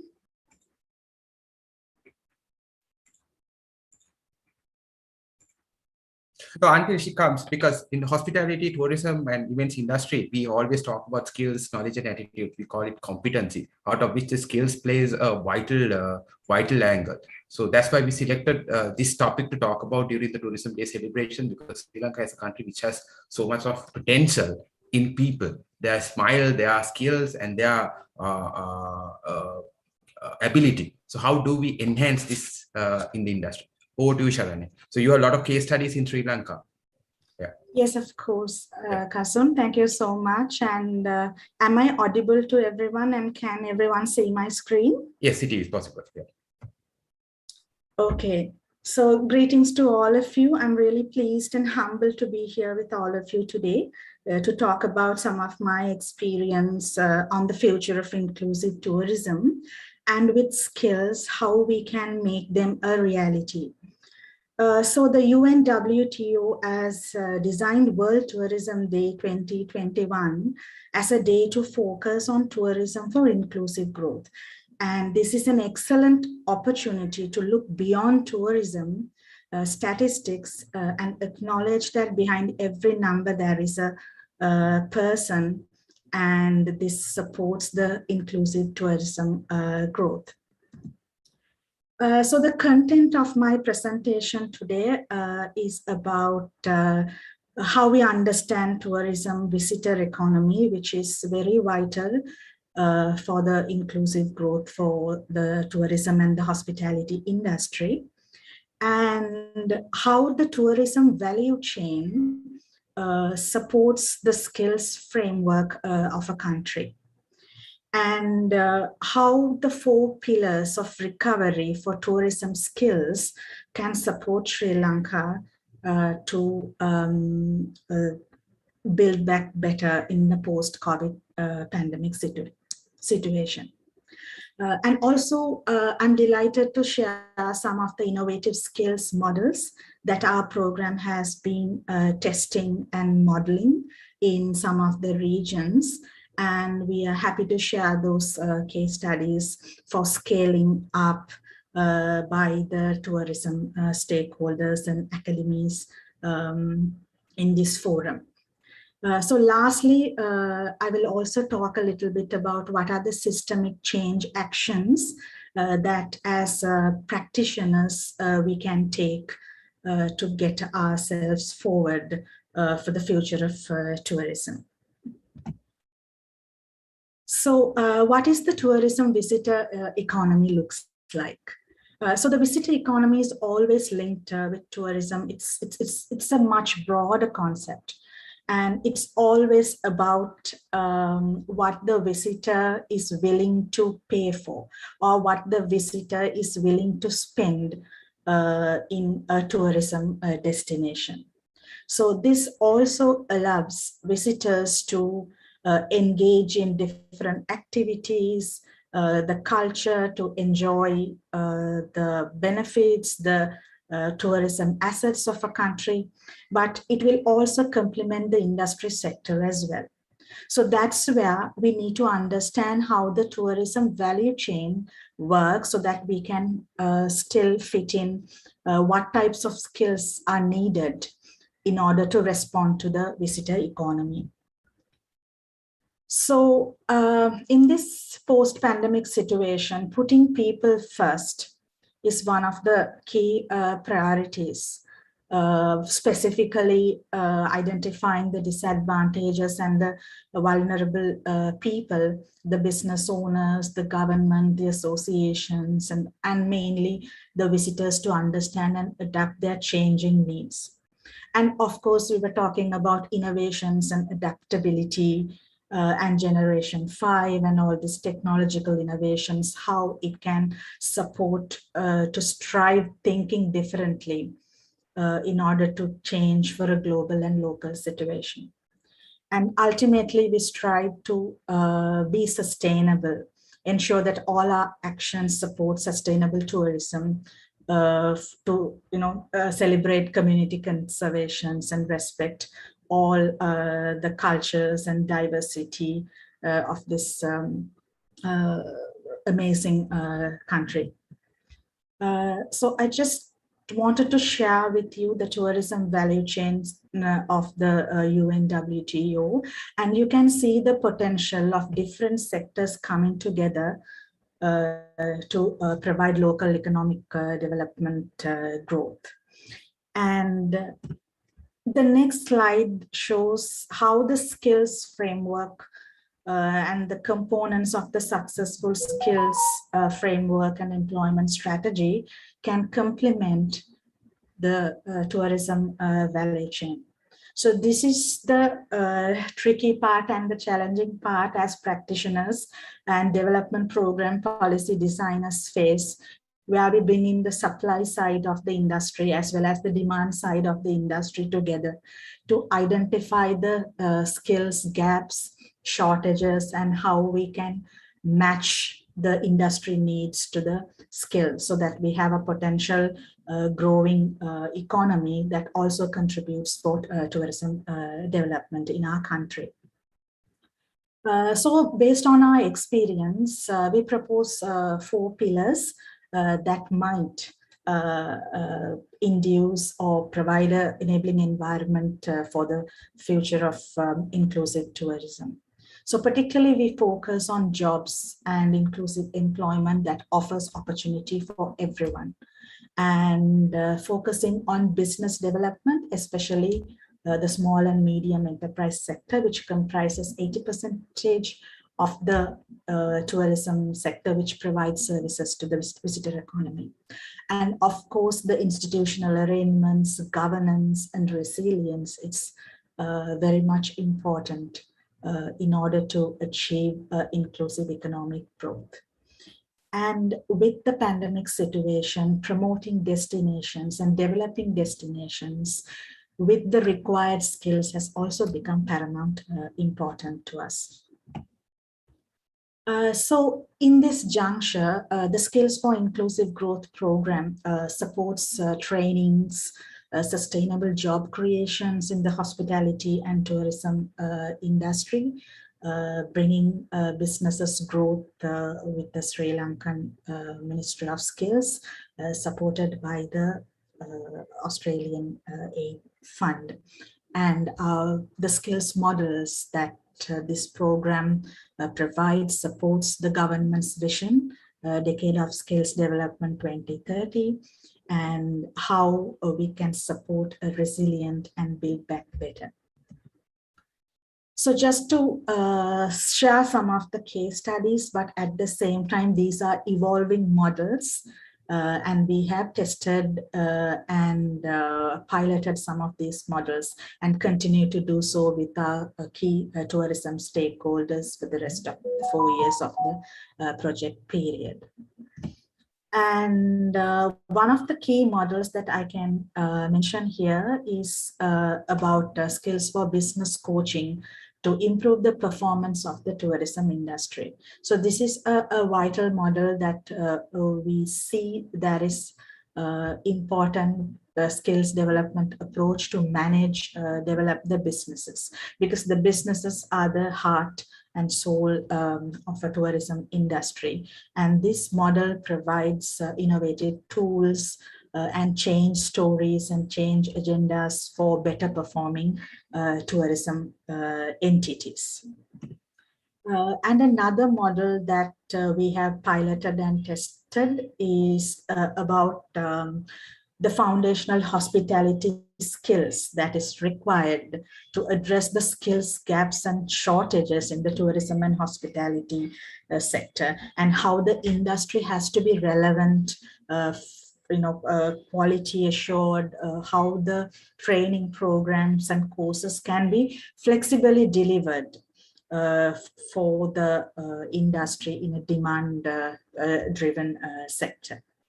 And this can also provide workplace trainings for entrants, which is one of the obstacles that faced by many youth, women and persons with disabilities, where they are unable to access training centers because of their caregiving opportunities or safety and security or economic constraints. So these foundational hospitality skills delivery mechanisms can provide accessibility for youths to engage in more tourism related jobs and employments, and also upskill themselves to retain in the industry when there is shocks and disasters and pandemic situation, where the industry can hold on to their skill set rather than losing them. Along with the model on foundational skills, we also talk about the professional cookery skills, where the regional youth who does not have greater advantages of being in the cities to get acquainted with high-end hotels and high-end tourism value chains. So we have tested and piloted a model to recruit youths who are disadvantaged by geography, location, language, ethnicity, or religion. So this is a model that can be inclusive and adaptive to all Sri Lankan and can be adapted. And we have many case stories and more information to share with whoever interested about these potential models. Another model that we want to discuss here with this eminent forum is about the professional cookery skills that links with the private and public partnerships. When we talk about travel and visits and tourism, we cannot escape from food and the culinary experience that we have while traveling. So you and I experience the privilege of having diverse luxury of accessing different types of cultural cuisines while we are traveling. So this is another potential area where there are skill gaps, but there are demands for quality professional cooks in the industry, which can provide job opportunities. And we would also like to promote the career paths for tourism and hospitality, making the vocational training adequately flexible to especially support women who are poorly educated, who has family responsibilities. So the career guidance program has to be designed with reference to the opportunities and the career paths available in the tourism and hospitality industry. And we invite the donors and industry partners to network with our program to build the capacity of employment to promote these sectors. So last not least, we would like to discuss a little bit about the skills for destination development, which can unlock the potential for tourism, especially for the regional employment, because tourism is also considered and recognized as a key intervention in reducing unemployment and poverty and inequality in our country. So skills for promoting destination development can offer opportunities while coordinated with key stakeholders at the district level to create services and experiences that support the industry efforts so that the visitors can spend money, which stimulates the local economic inclusive growth, where the last mile of the end user of the tourism value chain gets more benefits from this reviving and thriving industry. So this is why it is very important that we work with the government planners and tourism ministry agencies to stimulate skills development across the tourism value chain. Since this is also a research conference, I would like to share some of the eminent researches that our program has conducted in particularly 4 of the districts in the interest of identifying cultural oriented arts and regional authentic products. So these kind of researches can be replicated in other regions, which can provide inputs for visitor experience for the upcoming period. And these are some of the case studies and testimonials of all the programs that we have conducted in the regions, innovative initiatives, innovative skills interventions, which are inclusive in a post-pandemic situation where we involved the young youths who are unemployed, but at the same time who has a passion to enter into the tourism industry. So what are the systemic change actions that as practitioners that we can take? Because there is a lot happening at the ground at the moment, but there are a lot need to be done. So let us look at what are the systemic change actions that we can take is to definitely improve the cooperation and coordination with the industry and the government and the skills providers. And this has been a long-standing discussions, and all stakeholders, I think, would agree with me how we can make this eminent. And innovative engagement of women and persons with disabilities to secure benefits of the tourism sector, to provide them employment and new business opportunities. And of course, the industry has to attract more youth by providing validated training modules and flexible learning system through online to increase the business performances and employment outcomes to attract more enrollment.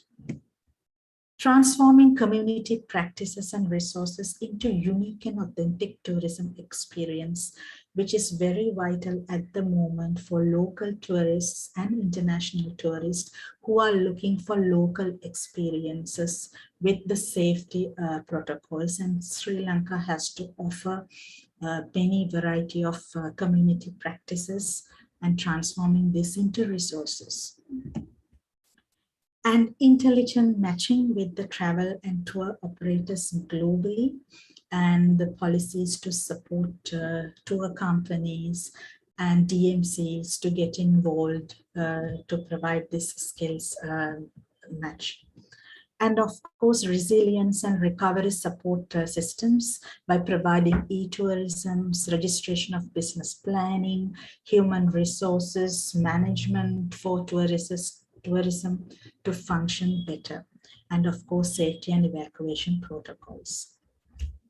So the Tourism for Inclusive Growth now provides an opportunity to be, innovative and use our existing knowledge, what is existing in the tourism industry, to use for policy decisions making, and how the different segments of the tourism industry can come together to synergize and provide the skills necessary to the thriving tourism industry. So with skills, we can achieve better jobs, better businesses, and better future for our country. And through the inclusive tourism, we can achieve at the end of the day.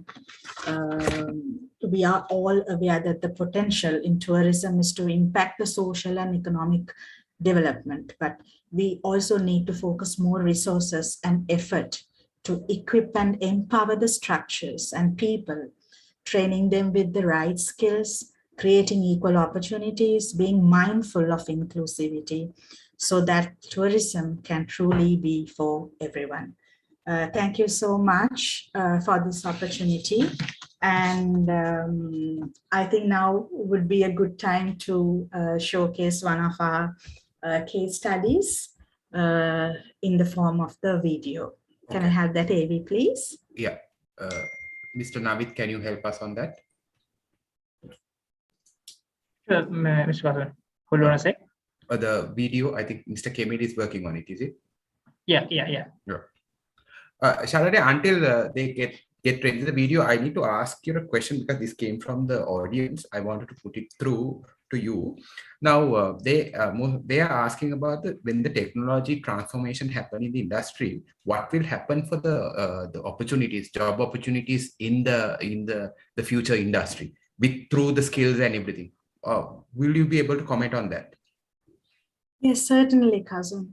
Now, when the technology involves, there'll be more opportunities, I believe, especially for the particular segments who have not been able to enter into the tourism industry. For example, in our programs during the pandemic situation, we witnessed more women and more persons with disabilities have been able to access some of the tourism related job opportunities, like for example, providing and creating contents for tourism.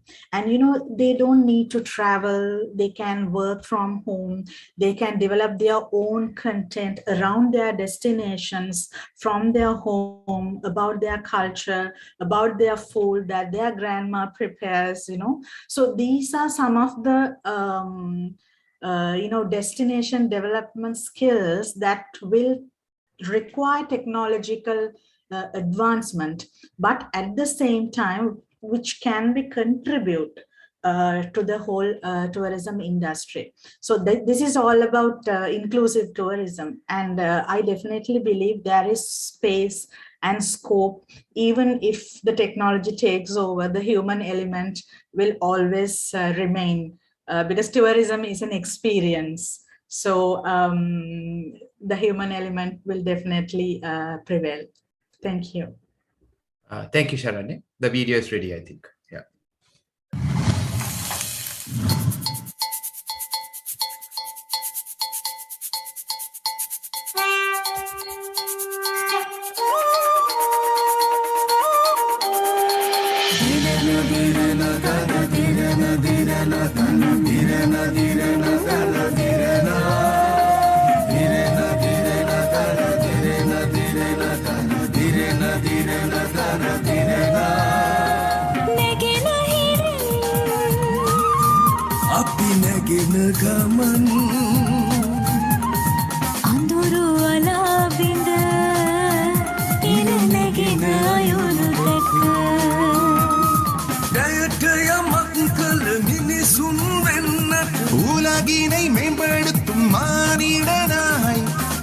One day I want to be a chef.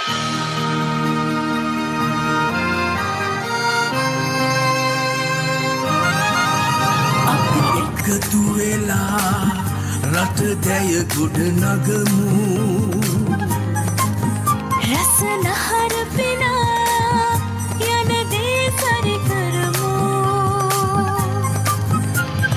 සූප වේද රහස ලොවටම කියමු ආගන්තුක සත්කාරට හැඩ ගැහිමු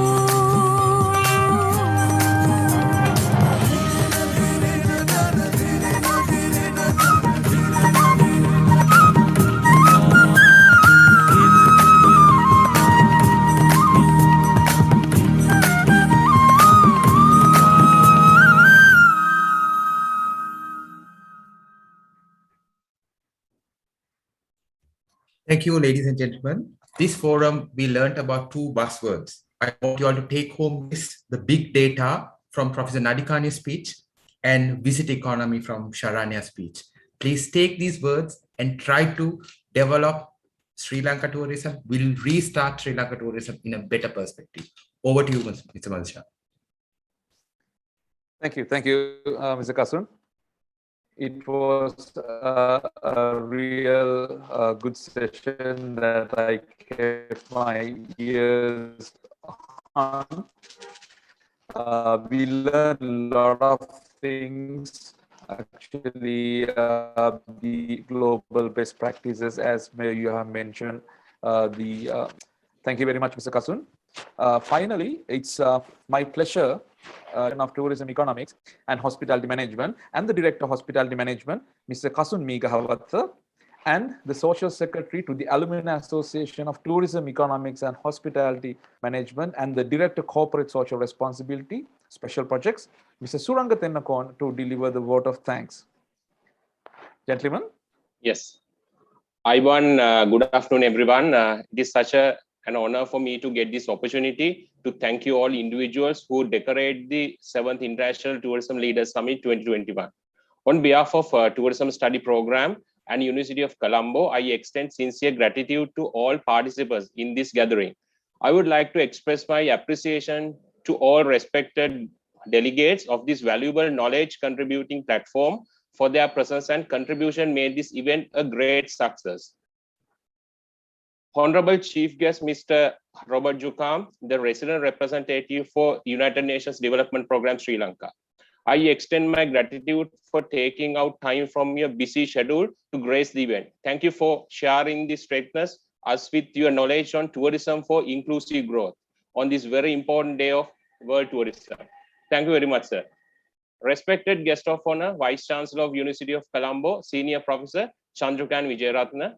Thank you, ma'am. Thank you very much. And first of all, we would like to show our humble respect to Senior Professor Chandrikan Wijayaratna for believing and supporting us for past years continuously. You always enlighten us by advising us how important knowledge is to ourselves.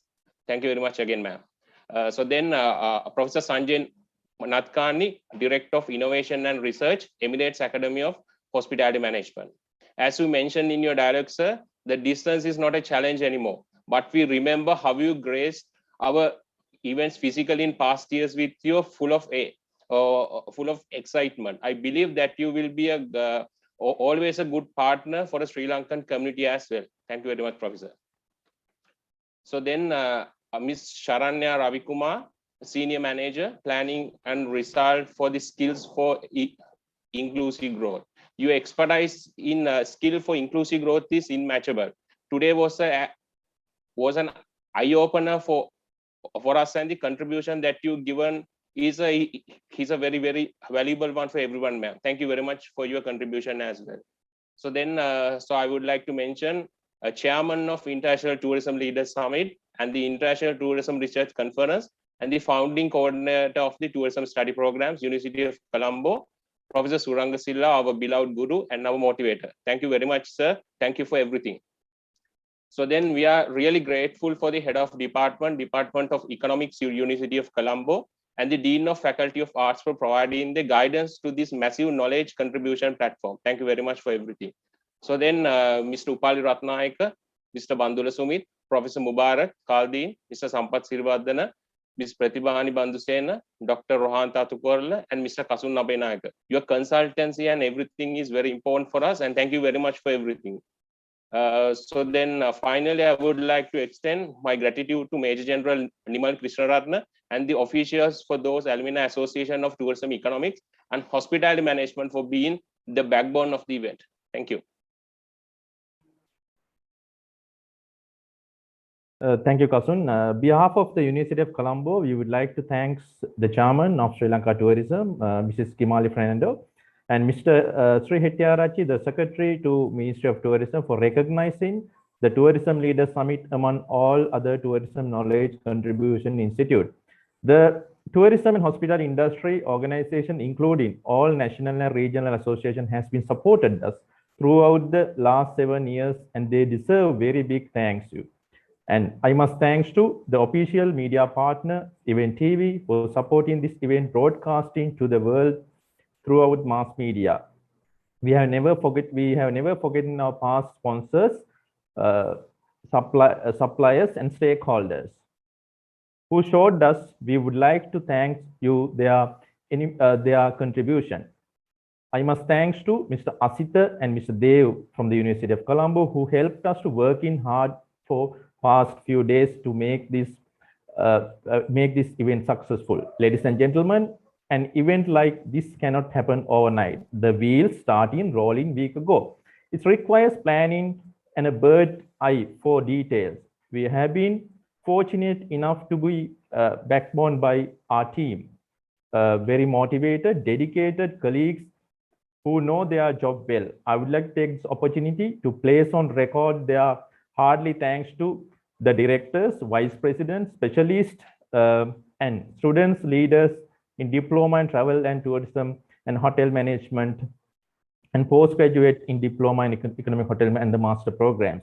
They are perfect logistic support, and support has been extended to all of us in this function.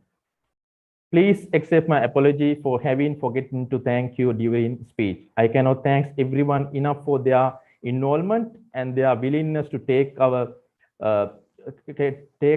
the completion of the task. Professor, ladies and gentlemen, once again, I want to state that we are all most grateful to you all. We thank you being with us today. It has been great pleasure. Stay safe. Thank you so much. Thank you very much, Mr. Megawat and Thenakon.